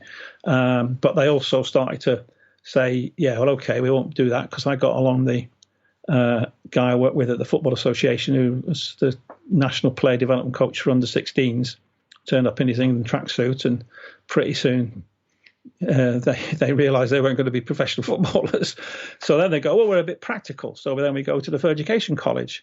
So all the time we're finding out about them, they're finding out about themselves. So we go to FE College, and they really like the body shop. We have people working on car bodies and then carpentry and plumbing. And so then they go, one boy said, I might like to work in the garage, get an apprenticeship down. So we go down to the garage, and the supervisor goes, well, here's my laptop, and here's how I order parts. And it's all about electronics here. You're not under the car with an oily rag and a spanner. It's about solving electronic problems, computing, etc. And you need to know that stuff, and you need to do your NVQ if you want to earn any money. So then at the end of the year, the principal, we do a review, because we're saying when they do a program, the kids have got to justify that they've been on this program and that it's been value. So the principal came to this group and said to Sean, he said, well, how come you're now can take an interest in science and maths and English? And he said, if I want to do an apprenticeship, I want to get GCEs in these subjects. So I'm now, but before that, he had no idea of what he wanted to do in life or what was important to him. And now he's got a notion of a lifestyle. This is a boy whose mother had walked out just before Christmas, stand as a taxi driver, who was obviously not around, would give him son his lunch money. He would then spend it on cigarettes and sweets. So was pretty unhealthy boy. And incidentally, one of his objectives was to give up smoking, and the group. So that was, I've got a problem smoking, so solution, how do I give it up? And the group held him to it. And at penultimate meeting, Michael was smelling at Sean and said, I can smell tobacco on you. You've been smoking. And no, I haven't. I've just been with people who smoke. So they searched his bag, searched his pockets and said, okay, you're on. So that's what the Americans call a tough love. It was the peer group thing. So you got to get the problems clear before you look at the solutions. So then if the solutions were very easy, then it was, I'll now learn those things in school because I want to I now can see I could be an apprentice in that garage downtown and I could have a good career and I could earn money and, so the whole thing is find out about that. And so there's a role for people like myself who are doing that. And as you said earlier, I don't need to know about the kind of thing that the person might be wanting to learn. I just need to know they want to learn that. And therefore I've got to go and find somebody. So in the college, if I'm working with people, it would be, okay, you've identified maths, so let's see whether you want to talk to Lars about that, but then let's see what level do you want to do. You want to do maths GCSE, okay, but what grade would you like? Because are you one of those who just wants a 4 to be able to get into college, or are you, wanting to do, say, a science career where you want an 8 or 9 because you've got to get a high grade? And that varies. So I need to understand the problem that person has. Like, I'm here and I need to be there. I'm at the moment kind of weak on maths and I want to be able to pass, so that's the gap. But that's when the S mode comes in. That's when you need to go to someone who's an expert. So that's somebody who can teach skills, teach subject knowledge, teach specializations, teach solutions, but not teach classroom wise, but, help that person to learn those things that would help them to solve the problem that they have. Yeah. And therefore we want the experts around, but it's like the civil service say, you want the experts on tap, but not on top. I like that. So we want people with expertise. That's why universities are important, because they're places with expertise. But what they should is to liberate students to be able to go around the university wherever and get help with whatever they want to learn. But they need them people, like we did in the School for Independent Study, at the centre, helping them to find out who they want to be and what they want to learn, and then helping them to make links, because otherwise they can't do it for themselves. So there's a role for adults. There's a role for us. Absolutely. And this, I think, is the reason that I like this so much, is that it really helped me to understand something about my own interest in education, which is that I'm much more interested in developing young people, in helping develop them as people. I'm a P-mode guy. I'm interested in the person and their patterns and the problems that they face and so on. And there are other people in schools who are really into their subjects, and they're just passionate about teaching the next generation of historians or scientists or, actors and dramas or English writers and so on. And we need both of those people. And I think that that's what you recognize. So you've got P mode is people, patterns, problems, and so on. S mode is like, what are the solutions? And those solutions might well be subject focused. You need people with specialisms and so on. And skills. Yeah. And it seems that what you want to do as a generic process is to start with P and then go to S. And the problem with schools is that they start with S and then stay there, and they don't really care who the P is. All the P's get the same S. Yeah. So there's two errors. One is to start with P and go to S, and the schools go S, try to make the. So I always say the example is that as a chemist, I could have gone from my degree to the pharmaceutical world and made pills to sort out mental health. I then worked in the psychotherapy world, and faced with the same problem, mental health, you sit and talk to somebody. Psychotherapists and chemists have never been known to talk to each other or exist in the same world. So if you're a chemist presented with the problem of mental health, the only solution is to create a pill in your identity as a chemist. If you're a psychotherapist, the only solution you have, that pills exist, but your livelihood is dependent on sitting and talking to people. And you can't prescribe. Obviously, the psychiatrists become a bit in the middle, because the psychiatrists can prescribe, but a psychotherapist, of course, can't prescribe drugs. And psychotherapists would argue, we don't need drugs, so I'll just sit and talk to you. And a chemist is going, this is a chemical problem. I can make a pill. Duh, no problem. And there's never, ever, as far as I know, any time which those two worlds meet. And yet they're dealing with a huge problem, global problem of mental health that is growing every year. And there's no proper systemic discussion about this. Psychiatrists try a bit, because they are a bit in the middle. Okay, so in that they can prescribe, but. So help me out. How does this link to the P mode and S mode thing? Well, I'm saying that schools, if you learn a solution in school, you then distort a problem to fit the solution you've got available. So that what education does is to turn you to distort problems and narrow them down to meet what you can do. So when I'm talking about environmental problems, then you could be a biologist studying the environment. You can be a geographer. You can be a historian. You can be political science. But you're coming at it from your world, and what education doesn't do is to help people. So this is a generic skill, is to think systemically, because it must be generic, because by definition systems are about all the bits of the system. So thinking systemically comes out of that P world of saying, well, we have a problem about the environment, and okay, we've got these experts in these various areas, but actually what you need is to put it all together. We have to, it's a political problem. It's a geographical problem. It's a problem of chemists creating plastics, for goodness sake, and not thinking about where they end up. So it needs an integrated way of learning, such that you bring those things together. And that's not the only area, but that's a good example of what is driving us, as a planet to destruction, is an inability to think systemically. Because educators don't, education says find a solution and then go and fix it across to problems to make money out of it, because that's the way you earn a living. So you earn a living by making money by offering your solution as a solution to that problem. So the chemist says, I can make you a pill. And the psychotherapist says, I can sit and talk to people, give me the money, and both sides are wanting investment. How do we invest as a society? And that's a political problem.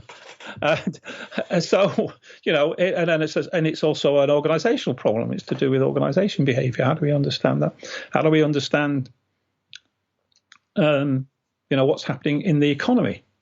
And that's an economic problem. But economists study things as an economic problem, not as a social problem. It's quite a widespread problem, I think. And it's something that I'm guilty of myself, that sometimes I have a hammer. Like at the moment, I'm obsessed with implementation science. And to be fair, I do think that that's the answer to lots of the problems that we face, that people don't know how to implement ideas effectively. And so things just like good ideas just fall over all the time because people don't know about change management. Yeah. But I definitely am a hammer in search of nails, and I sort of, it's a very easy trap to fall into, I think, to think I've got the solution.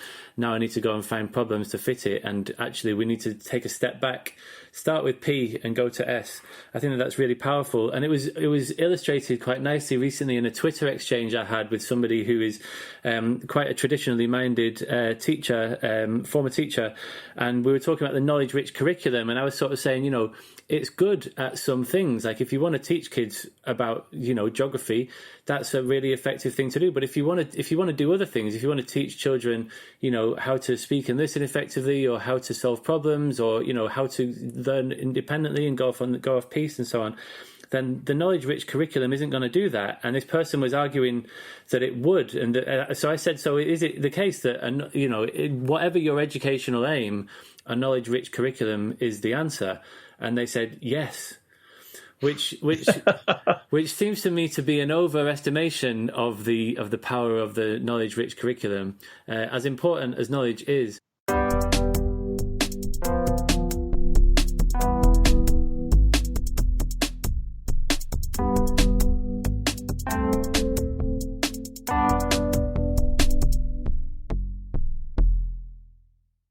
So we will now move into the final stage of this epic conversation, which is about problems and solutions, about education or learning generally. And I really want to get into this idea of the new educational paradigm that you talk about in your book. And the reason that you say that we need a new educational paradigm is that you think that schools are a bad idea. And I think that this is a fascinating thing to talk about. And again, this is not something new, like Deschooling Society and similar books were written a long time ago. So yesterday when we were talking, you were saying that, we now think that the Victorian workhouse was weird. And in 100 years' time, you think that people will look back and think that schools are weird. This is a strong claim, and I think that there are some people who I know who work in schools who would be possibly offended even, or like sort of very strongly disagree. And I could point to, examples of people in the teaching profession who are, head teachers or classroom teachers or consultants who are doing really, really interesting, innovative work and addressing some of the agendas that we both are interested in around developing more autonomy and more confident, sort of articulate, proactive citizens and so on, and that work can be happening within the school system. So I'd just like to break this open a little bit and just get into this idea about why is it that you think schools are such a bad idea before we get into what you think we should be doing instead. Well, I think whilst we can argue that, you've made the case that the knowledge-rich curriculum is a newer kind of take, but it's not a new notion. And the notion of an institution which size doesn't matter. I mean, if we take the general notion of a school, it's size is not an issue, that it's learning subjects, so therefore the well-being of people is not an issue. Whereas we know that if we look at future life satisfaction, the possession of grades, good grades, is not correlated at all with later satisfaction in adult life. Now, I think that an educational organisation should be judged on that basis. In other words, I think that judging on exam grades, just having exams which grade people, is demeaning, I think, to individuals. It creates failure, it creates social division, it creates criminality, it creates all sorts of things. In other words, schools are creating a social environment which is often quite unpleasant to be in. The level of, I mentioned, the level of imprisonment in this country is just outrageous. To take and it might be seen as an extreme example. Health issues. We know that, for instance, children are more likely to be obese if they are not inner directed, that they don't have an internal locus of control. If they have an external locus of control, then it's somebody else's problem, my weight. Therefore, they become obese. And then people die as a result of this. I mean, these are serious issues. We are talking about life and death issues, that people's life expectancy is reduced if they play along with the school agenda. Now, interestingly, of course, there are schools, the Etons of this world, who don't play that agenda. They know that it's all about all the other stuff, because, if you want to be a prime minister, then the best thing is to go to Eton. But what you're learning, I mean, they have, I think, 2 theatres there now. They just built a second one. So if you take, again, in the acting profession, a number of old Etonians is quite high. We know so resources that are siphoned off into these facilities. If you take the large schools and think environmentally, just as an example, during a school term, it's reckoned that 18% of car journeys are to do with the school run. So think of the level of pollution that is being created by 18% of daily car journeys to do with the school run. When if you've got a local school walk around the corner where you can walk or cycle or skateboard or whatever. So simply think of the embedded energy in a school. If you build big schools with lots of concrete and glass, and I mean, the energy consumption and the cost of those, which is, of course, written off. We are cheaper and we have to pay rent. Schools don't pay rent. They get this building given to them free by the state with a lot of embedded energy and a huge cost, millions of pounds cost. And where we know that, for instance, we don't need a lot of the buildings that we're going to, already the talk post-COVID is, well, we need all these office blocks. So what are you going to do with them? Well, we run our program out of an office building. It's not a problem. We miss the outdoor space, but we've got a park across the road. So you can run things out of shops and office buildings. We're looking at maybe converting a pub as our next place, or a department store if we wanted to be really big, but then we'd break it down into, we just need a convenient building. A big house is obviously ideal, but so if we think about the premises, if we think about that, we think about schools sift on social class grounds. So the whole exam system, which gives a mark, school. I mean, the best companies don't work that way. If you do, if I work with companies and we do look at the criteria for jobs, break it down, and you do a 360-degree feedback. We're just doing that for our coordinator at the moment. So our coordinator is doing this. So the students and the staff and myself and the chair of trustees will be, but we're looking at something like 10 criteria there, not one. So if you put a mark on the bottom of an, what does that mean? I remember when we were doing this with the School for Independent Study, and we had a student. I set up a learning group for the final degree year, and we had a woman who had kind of lots of wacky ideas, and they were sort of complete bonkers, but it was really creative. So you could have said this was a failure, or it could be a first, and it's like you wouldn't really know. In fact, my son, I remember being told this at Cambridge when he decided for his English final year dissertation to do it on William Burroughs, and was told William Burroughs isn't an acceptable writer. So he said, well, I want to do it anyway. So I think in any other college, he would have been failed. I mean, in King's, he got a first and the prize for the best student. But he chose the right college to go to. So there's a madness in this, you put a single mark against the person. This person, and so we say this person is a grade 9, this one is a grade, but it doesn't distinguish between one person who might be very creative, but not, but say their spelling is poor, and somebody else who's great, the spelling and English is great, but they're not so creative, and they end up with the same mark. I mean, that's a nonsense.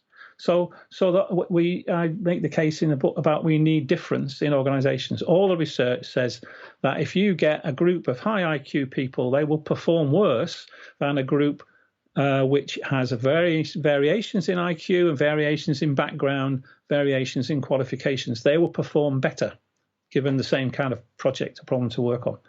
A huge amount of research on that. And there's no research which points the other way that you want homogeneity. But schools want to create homogeneity. So the whole process is doomed, I think. It obviously you could revolutionize schools. I made an example in the States where, a big school were failure. So we break the bill. A school is not a building. So instead of having a 2,000 person school, you have 10, 200 person schools and you share resources.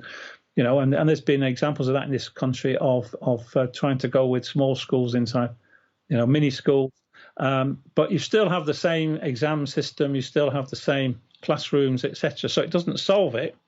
It makes it a little bit better, just as I'm sure the consultants and the teachers you're talking to make things a little bit better. But ultimately, they buy into a model which is prepared to grade people and demean individuals. But by virtue of saying you are a failure to a person, you didn't get your grade 4 in GCSE, therefore you failed, and the person carries that stigma through life. I mean, I've got friends who failed 11 plus, and they're my age, 77, and they still remember failing the 11 plus, and that they were labelled a failure. I mean, they've had successful careers since then, but they were judged as a failure, and the emotional, mental conflict that caused. And I was watching the program on Kent, where they still have an 11 plus, and there was this black mother with a kid, and she was working all days to get private tuition for her daughter to get into past the 11 plus, and the daughter failed to pass the 11 plus, and mum and daughter were like distraught. It was like it's the end of my life. The girl was pretty much saying my life's ended. I've failed the 11 plus. That's it. I'm on the rubbish heap from now. Horrendous, absolutely horrendous. And schools are prepared to do this. And I talk in the book about bullied kids are just collateral damage. It's just it has to happen.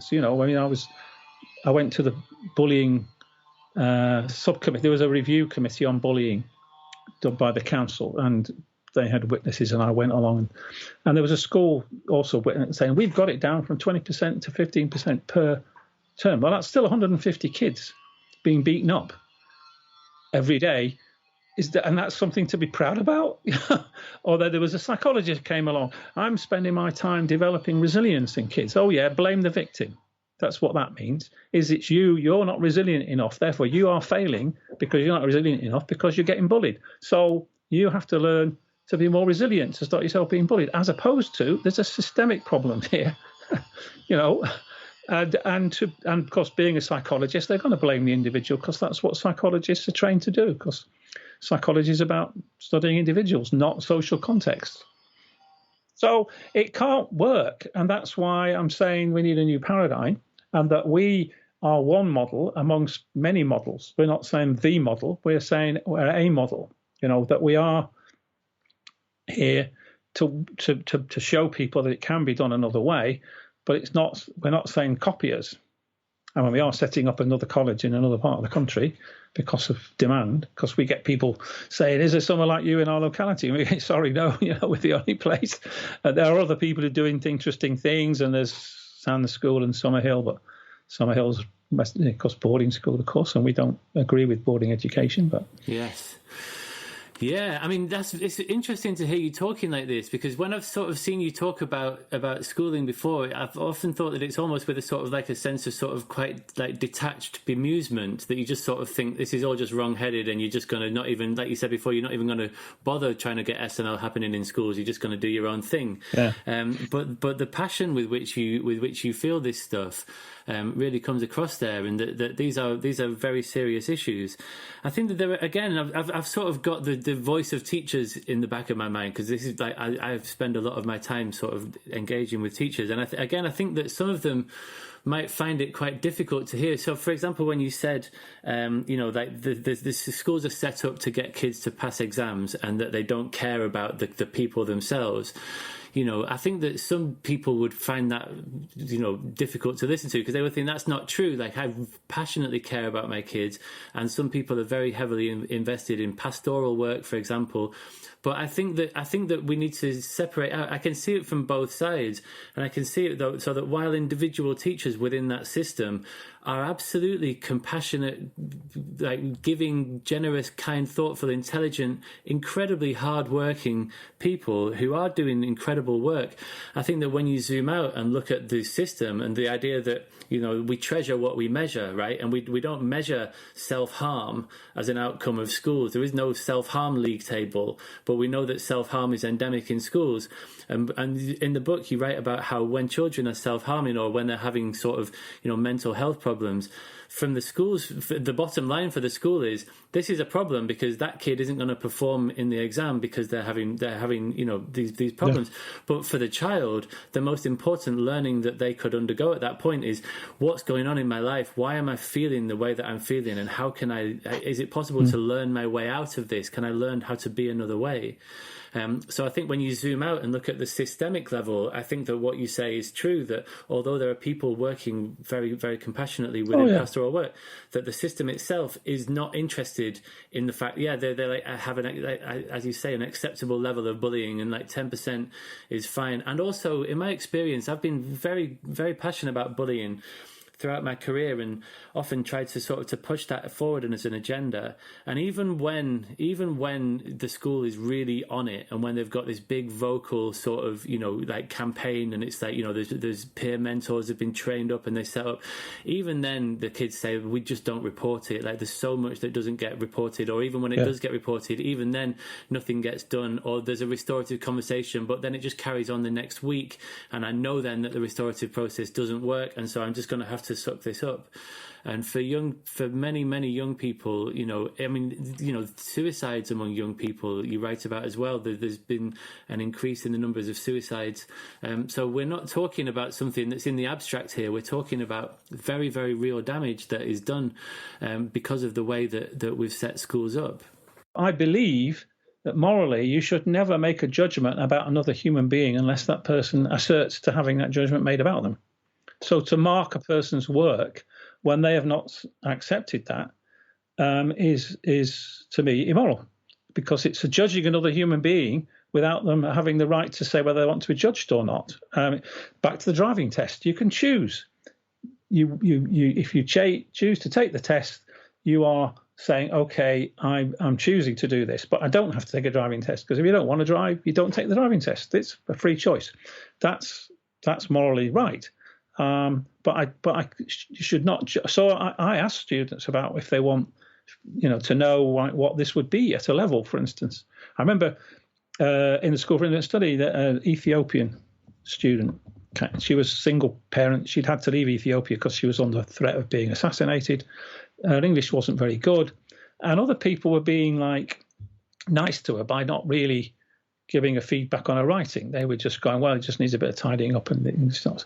And I said to her, look, she wrote me a piece. I'd not met her before, but she was working in a group that I was working with, and there was an error in every line. And I said, look, do you want to know how this comes over? Yeah. Well, so there's an error in every line. That means, but if I go through it with the red pen, that's every line. And she said, oh, but I want that to show me. So I didn't necessarily use the red pen, but I went through every line with her about showing her where the errors were. And that's great. Nobody's done that before, because they're all being kind to her, because it's poor old Azrat, And Azrat actually went on to do a PhD later on because she was really interested in child development.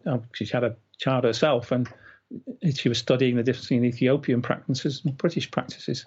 And she came to our wedding, her and her daughter.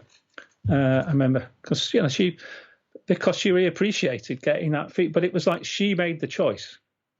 Because she could have said, well, no, I just want to get away with this, or I don't really want to. But she said, I want to know because I'm not going to learn. So the nice, kind lecturers were not being kind at all. They didn't ask her what she wanted.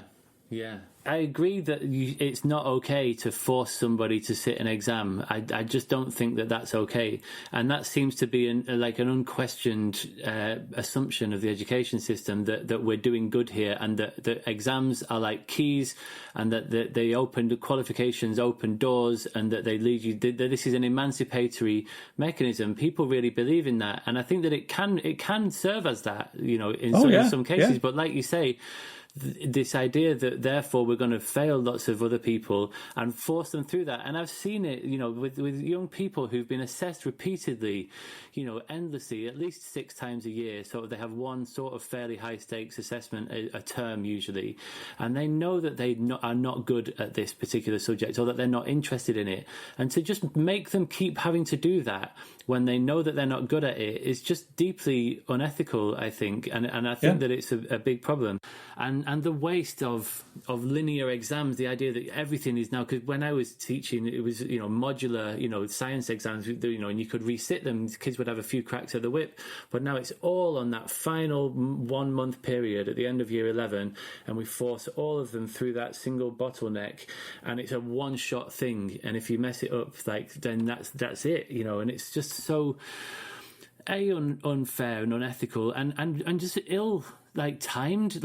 Kids at age sort of 14 to 16, it's just when they're going through puberty, their social life is taking off, they're interested in all kinds of things and exploring the culture. That's maybe if you had to pick the worst possible time to stick the high stakes exams that everyone has to go through, if you have to have them, I would put it at age 14 to 16. I think that's just the worst time to do it.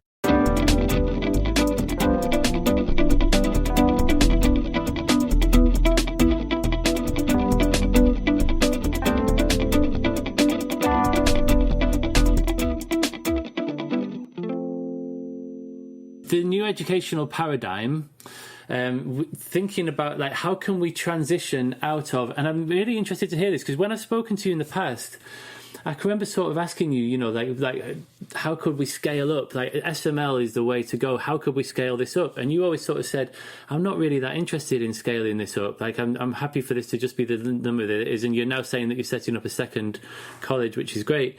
But if we're going to transition into a new paradigm, then this is a scaling up problem. It's a different model, which is going to take a long time to create. But one of the things you can do, like the mini school thing, is you could take an existing school building and then say, well, let's just divide it up into a series of smaller entities. There was a local authority that was trying to move in this direction some years ago of having what they called learning centres. And we originally called ourselves a learning centre. And they were using it more at the sort of sixth form level of a person could be on the roll in one place, but then they could go somewhere else if that place was better equipped, say the lab was better, or that place had a better music facility, or you didn't need to have a music facility everywhere. I mean, like my son was in the choir for Redbridge, not for the school, because the school wasn't very musical, but he could do his singing across the local authority. So it's starting to do this P2S thing, saying you could have bits that are there and then, you go out into other places. The one that the mini school approach that was purpose built out in Clacton had 3 mini schools of 350, and then on the fourth side was a library and a health centre and all the other things. So you had a big quadrangle between 4, but there also was resources, and there was obviously the mini schools shared playing fields and things like that, because that's another thing, huge waste of resources like playing fields, and how often are they used, and long holidays where they're not used, and libraries and science equipment and things like that. It could be opened up. I mean, some schools do it, and are open to the community, where they've got a swimming pool, for instance. When the school I work with in Portsmouth there, the pool was open to the public in the evenings and for students during the day. But you could do a lot more of that shared resourcing. If you start from, we'll have like the P2S stuff. If you start with a central place, resources that are available to other people fairly easily, and it's more cost effective and less car journeys and all sorts of things, because you could have units in shops anywhere. I'm saying you could have things modelled. I take the 150 point, and therefore I think 100 is the maximum that you could have as a small entity. You call it a small school if you like, because you've got adults and all the rest of it, and so taking the Dunbar number, 100 is probably right for the number of students maximum. We might go up to, if we get new premises, might go up to 48. But that's why we're wanting to set up a new place, is to say the answer is lots of this all over the country. Also save village schools. What's been happening in Staffordshire with the support of the council. There was a village school that was down to 5 kids, and they wanted to close it. And then the head opened it to home ed, and now it's a thriving school because there's lots of home ed kids come in and do flexi schooling, and flexi schooling is legal. Any school could say we flexi school. That is, you can come in for 1 day, 2 days a week. It's the governors of a school can agree to flexi school, and yet very few will. But she's now saved the village school, and that is benefit for the village, because the village was becoming just a second home place. I've been to the village, and a lot of the buildings are second homes. So eventually it was just going to disappear. The local people would have nothing.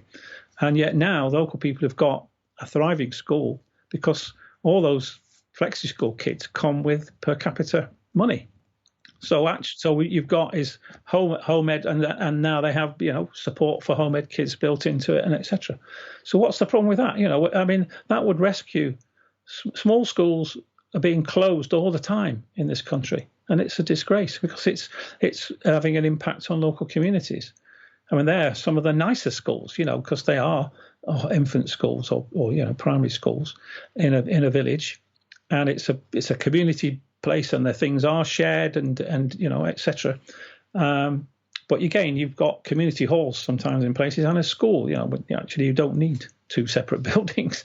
You need buildings which are open to everybody at different times. Okay, so we can scale it up, but in a different. It's not scaling it up by making bigger schools or by having more than 100 kids. You could run a self-managed learning college. I think with actually 50, but because I think that's about a maximum you can get sitting around in a circle. Yeah. But there's no problem with it, and we've proved, as have been other small schools, that it's also economic.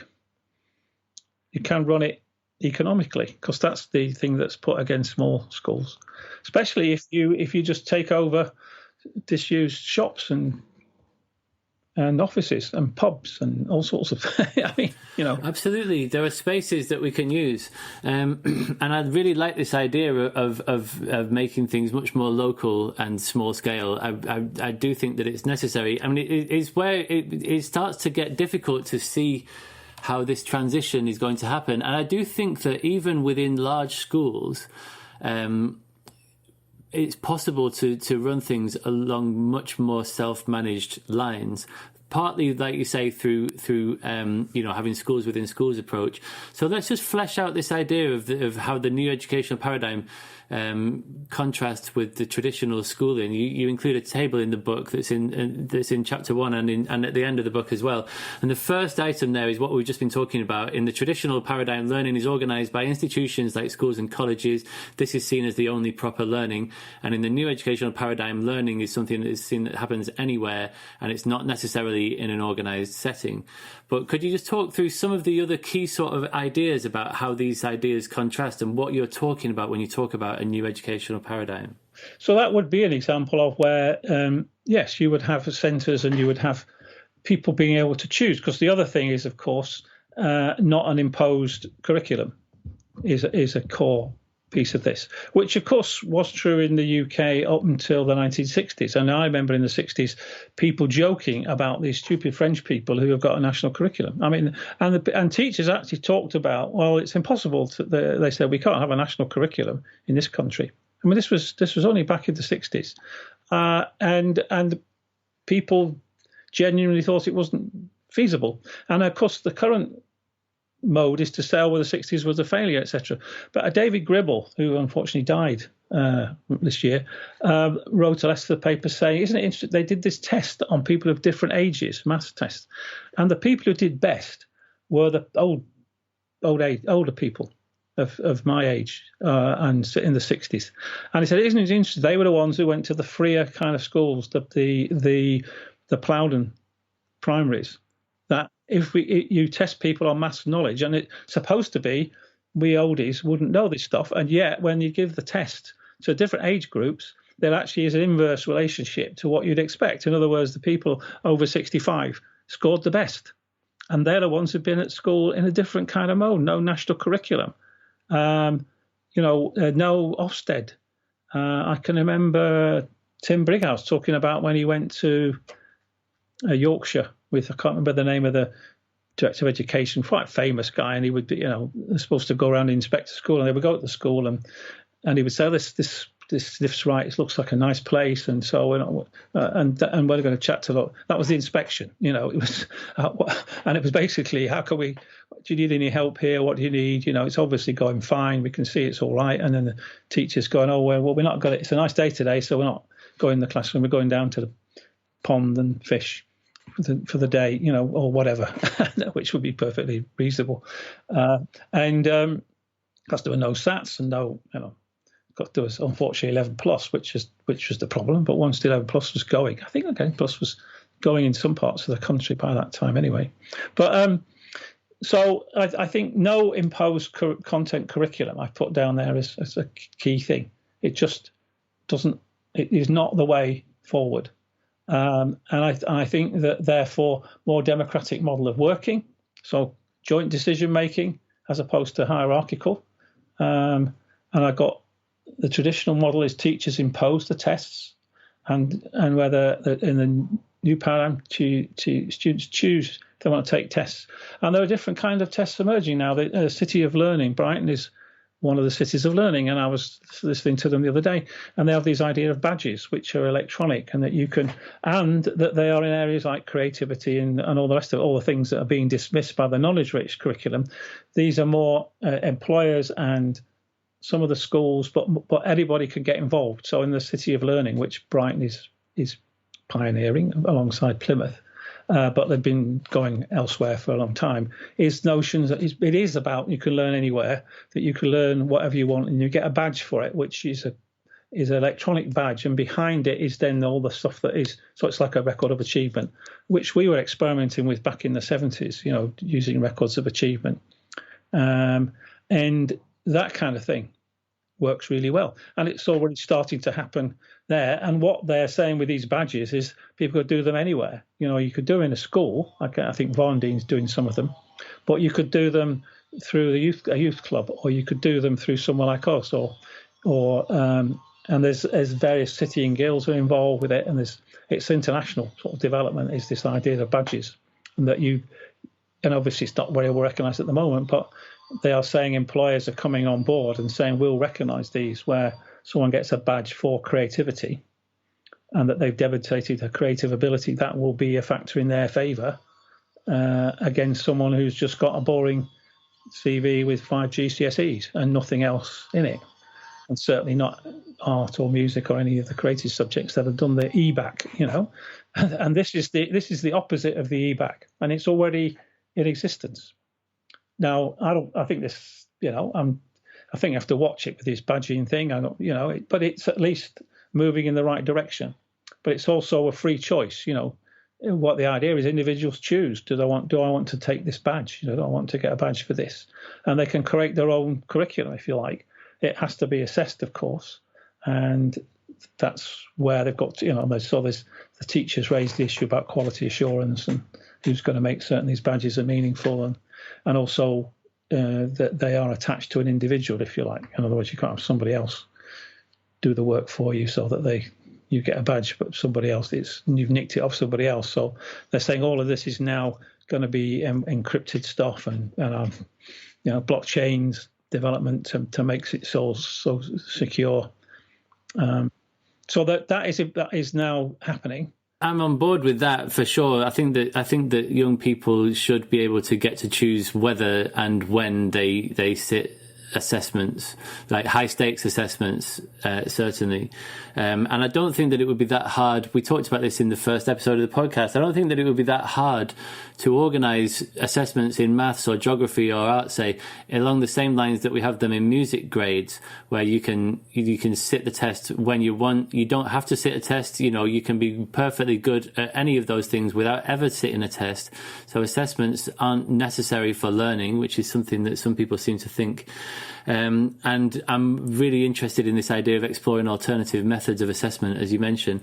Give us a few more. What are the differences between the new paradigm and the existing traditional paradigm? Well, I think it's about relationships, and I talk about we're always on first name terms. So, that is, it's important symbolically. People think that's a bit trivial, but it's actually really important, and the rights of children. So, like, we ask people, like at the end of a trial week sometimes, and they say, "Oh, what's great is I can go to the toilet when I want," or "It's great I can go to the kitchen and get a drink of water when I want," and I can't do that in school. Now, that can sound simple, but it's that kind of right to say the child has a right. So if there is no need for classrooms in this model unless children choose to. But these badges are nothing to do with classrooms. They're to do with going off and doing practical things that they get a badge for. And that makes sense. And it's also doing the things that employers say they want. And it doesn't necessarily go against having tests in academic subjects. It's just saying there's another model that can run alongside. And how do you get that accepted? So, I mean, I've mentioned the notion of progression is a nonsense, and you don't. So if a person doesn't appear to be progressing, you don't get uptight about it. It's like Coco thing. You've got to have. I mean, we were going to, by the way, Uckfield until the deputy principal there got a principal's job. Do everybody come into a self-managed learning program in year 7? So I think there are 4 form entry there. So we'd have, however, it would be something like 120 quids or whatever, I don't know. And they would all be in learning groups. And the idea being that we would get year 8 students to take a self-managed learning program as wanted to volunteer, and then those would be the learning group advisors when they're in year 9 for the year 7. So we would have, supervised by teachers, but that actually it would be TAs and other people like youth workers. There's all sorts of people we used at Uckfield. The ex-police liaison officer was appointed as an assistant director of year, so they were already doing some interesting recruitments. So we could have run a program across the whole of year 7 in which you're saying those people would then be thinking through, what do I want to do?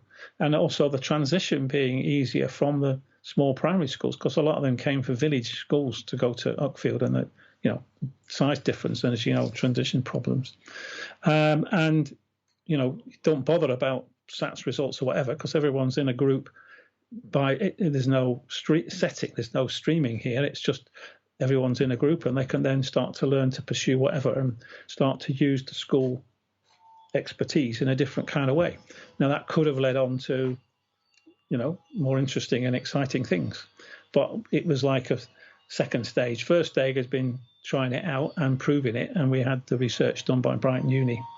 And the student who did the research got the prize for the best dissertation in the whole of the School of Education. She got something like 95%, which is ludicrous, but as she said, that's grade inflation. So she got the whatever the prize is. That was Nikki Sankey, who came to work with us.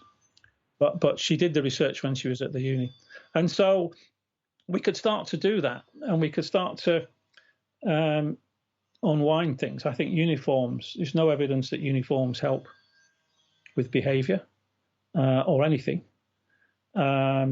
Plenty of countries do without them. Yeah, and there's no evidence they're any use. We don't impose homework. It's about people working wherever, so they may do some work at home, of course. But the notion, because it was Peter Gray was talking in the conference, that we've now got, it was interesting that way back we had these laws to stop children working long hours. Actually, we now have a situation where in the UK, certainly, 16-year-olds could be working longer hours than their parents in a full-time job. Because they could be in a full-time job, which is a 35-hour-week job, and a 16-year-old could be working easily 40 hours a week. So whatever happened to the laws about, this is oppressing children? And I'm deliberately using the word children in this context because that's what people would say. It's about there's a child, so it's a child, and the rights of the child should include not having an excessive work pattern. So therefore, and that anyway, learning and work don't go together. Back to Coco, or I was reading stuff on the Sudbury schools, about people learning to write and saying we didn't actually do any writing, but what they did was to learn how to talk to each other and think. So that, because that's what writing is, it's getting down then those thoughts out of your head. But I do it by dictating into a machine, so I don't write anyway, in the sense that schools talk about writing, and you can forget handwriting for a start. Everybody should have computers. And be able to write on a computer if they want to, and if they don't and they want to handwrite, they can. But exams should be done in that way if they're doing exams, and no reason why you shouldn't have open book exams, by the way, for everything. I was going to... What's the point? Because people in real life go and consult things, So you could have a computer which has got access to Google and all the rest of it. What's the problem? That's how you write stuff anyway, So here's this. It would be interesting to touch on this, and then we'll wrap it up. One of the distinctions you make in this table is in the traditional paradigm, people who can memorize a lot of facts are better than those that can't. And in the new paradigm, you said everyone is important and can contribute in different ways to communities and organizations. So this big emphasis on memory is something that's really sort of taken hold in the last 5 years or so, with people talking about working memory and the fact that working memory is limited. And it's this very simplistic model of how a mind works, this idea that's sort of based on like how computers work. The working memory is like the RAM, the random access memory, and then the long-term memory is like your hard drive, right? So it's a model of the mind, and it's, if you look in a brain, like you can't see the little working memory box, and it's not really how it's not a very accurate model, but some people find it useful, and you can see why. This idea that working memory is this sort of mental headspace from which we work, and that you can hold sort of a limited. It has a limited bandwidth. You can hold sort of 3 or 4 bits of information, and that you've got this long-term store that is to all intents and purposes sort of infinite in your ability to store information.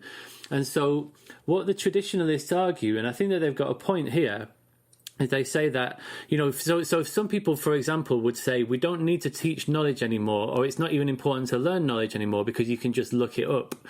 But there's a few things that are wrong with that. One being that you need to know quite a lot of stuff in order to look up information. You need to know quite a lot about that field already before it's very easy to be led up the wrong path. And also this idea that the limits of working memory only apply to novel information. So if you're working with stuff that you are already familiar with, then you can bypass the limits of working memory because you can just access it from your long-term memory. So, for example, if somebody was to, let's say they're doing some complex maths problem where they have to work out that part of the solution is 5 times 6, say, if they had to work that out and count on their hands and they're going 5, 10, 15, 20, then that's using up their working memory. Whereas if they've learned their times tables by rote, then they just know that that's 30 without having to think about it, and they can think about the wider problem. And so as a consequence, I think that there's some interesting ideas here, and I wouldn't really argue with anything that I've just said. But there are some sort of corollaries that people seem to think follow from this, which is that that it is therefore really, really important for schools to have this knowledge-rich curriculum so that we can build up this rich sort of garden of mental schema of these sort of dynamic networks of knowledge and understanding and beliefs and values and so on, so that they can draw on these and not get overwhelmed, so that they will have this. And so it's obviously better to have stuff in your long-term memory than it is to have it, on your smartphone. But one thing that's often, I think, a bad conclusion that's drawn from this is that any form of discovery-based learning is wrong, because there's been experiments done where people are saying, if you teach kids stuff in an explicit way, and then you compare that with, like, if you just allow them to discover it for themselves, and then we'll test them at the end of that, lo and behold, you find that the explicit instruction is more effective at getting them to pass that test. And they use that as a way to say, therefore, anything that vaguely whiffs of discovery learning is hopelessly ineffective and rubbish. But the thing is that only works when you're testing them on a preordained body of knowledge. If you want to teach them a preordained body of knowledge and then test them on it, absolutely explicitly teach them that. If that's your goal, if you want to get them to pass that test, do that. And allowing them, hoping that they will somehow discover exactly that information that they need to pass that test is clearly not going to work. But what's so interesting about the work that you're doing and that happens in SMLC is that it often does follow a very sort of discovery model that these traditionalists would sneer at and scoff at and go, oh my God, these people have got no idea about how cognitive architecture works in people's minds.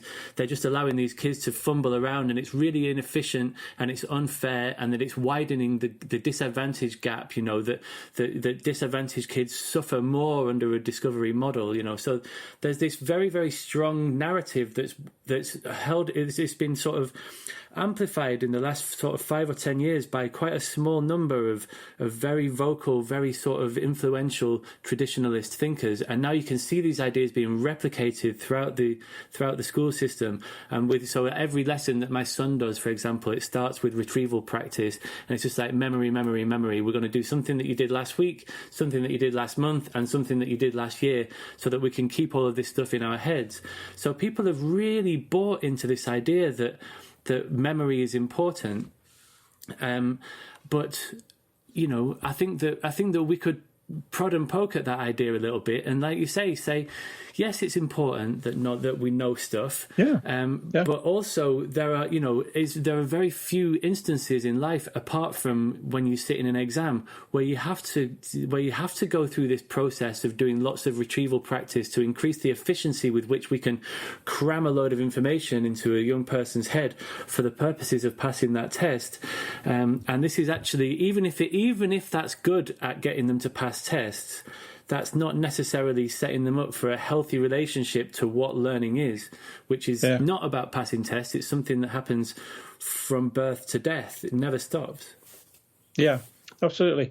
And I cite in the book, for instance, the work now on the social brain, and that thing that they did in the States, where they taught one group to the test and they did all that instructional stuff, and the other group, they said, I think they were 15-year-olds, you're going to have to teach some 13-year-olds this. So you're going to have to learn this to teach the 13-year-olds. And they didn't teach the test at all. And so what happened was then they gave the test to both groups, and the ones who'd been told not to talk to the test actually succeeded better on the test. Because they'd got a better understanding of the field, and it was that level of understanding, that made the difference. Because if you're going to teach somebody else something, you've got to understand it. You've got to get a deep learning process. And the process of I think it's in the process of explaining. To be able to teach somebody something, you need to have to break it down into small bite-sized pieces, and it really helps you to think for yourself about how this whole set of ideas works. And if you're motivated, it's harnessing that social thing that you were talking about earlier. Yeah. Because it's like, if I don't teach this well, then I'm going to look like I've not done my job properly for the people that I've got to teach this to. So you're harnessing that social connectivity. And making it work for the purpose of learning stuff. I'd be interested to see that research. Did you say it was in Spain? No, it was done in the USA, and it was the man, he did it, I think it's called Social, the book, It's American guy, and he's a neuroscientist, so it's a neuroscience stuff, So there are plenty of counter examples to the notion that you have to know this stuff before you can do it. I mean, there are plenty of examples. It's therefore much more complex, as you say. The world works in more complex ways than that. My final question is, what does the future hold? What's on the horizon for you? Well, the horizon for us is of course, extending our work. So a post-16 programme, and in post-18, I'm starting summer schools for students in school so that they can get some help with making some choices and being empowered to choose the right GCSEs or A-levels or whatever. And we're starting some programmes for home ed, and we're starting a new college. So that's us. And then there's the world, that International Democratic Education Conference is growing. I think next year, with the 100th year anniversary of Summerhill, there'll be more opportunities to get more visible. So we're trying to get more visible, and so that people know we exist. We just recruited somebody who's brilliant to do the English. We need an English specialist, and she didn't even know that there was an alternative world. But she's actually brilliant with the students, and she'd quit teaching for all the right reasons. Namely, that it was terrible and she needed to get out. But she hadn't got a sense that we existed or anything existed that was not the same as a traditional school. So that was kind of a shock. And I think, we somehow got to get more discussion about the future. Because what I will say is we are a model, but not the model of the future. We can model what could be done, and at cost effectively. So we are highly cost effective, and because we're low cost and high effectiveness, and schools are high cost and low effectiveness in my book.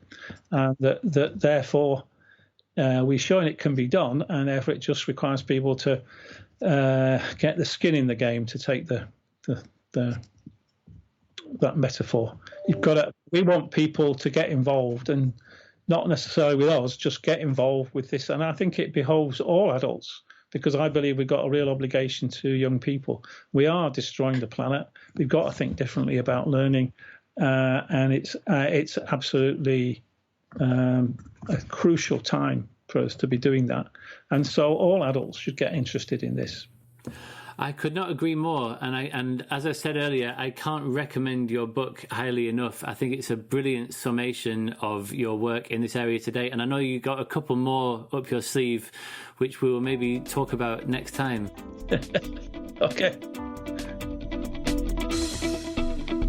Time is a measure of change.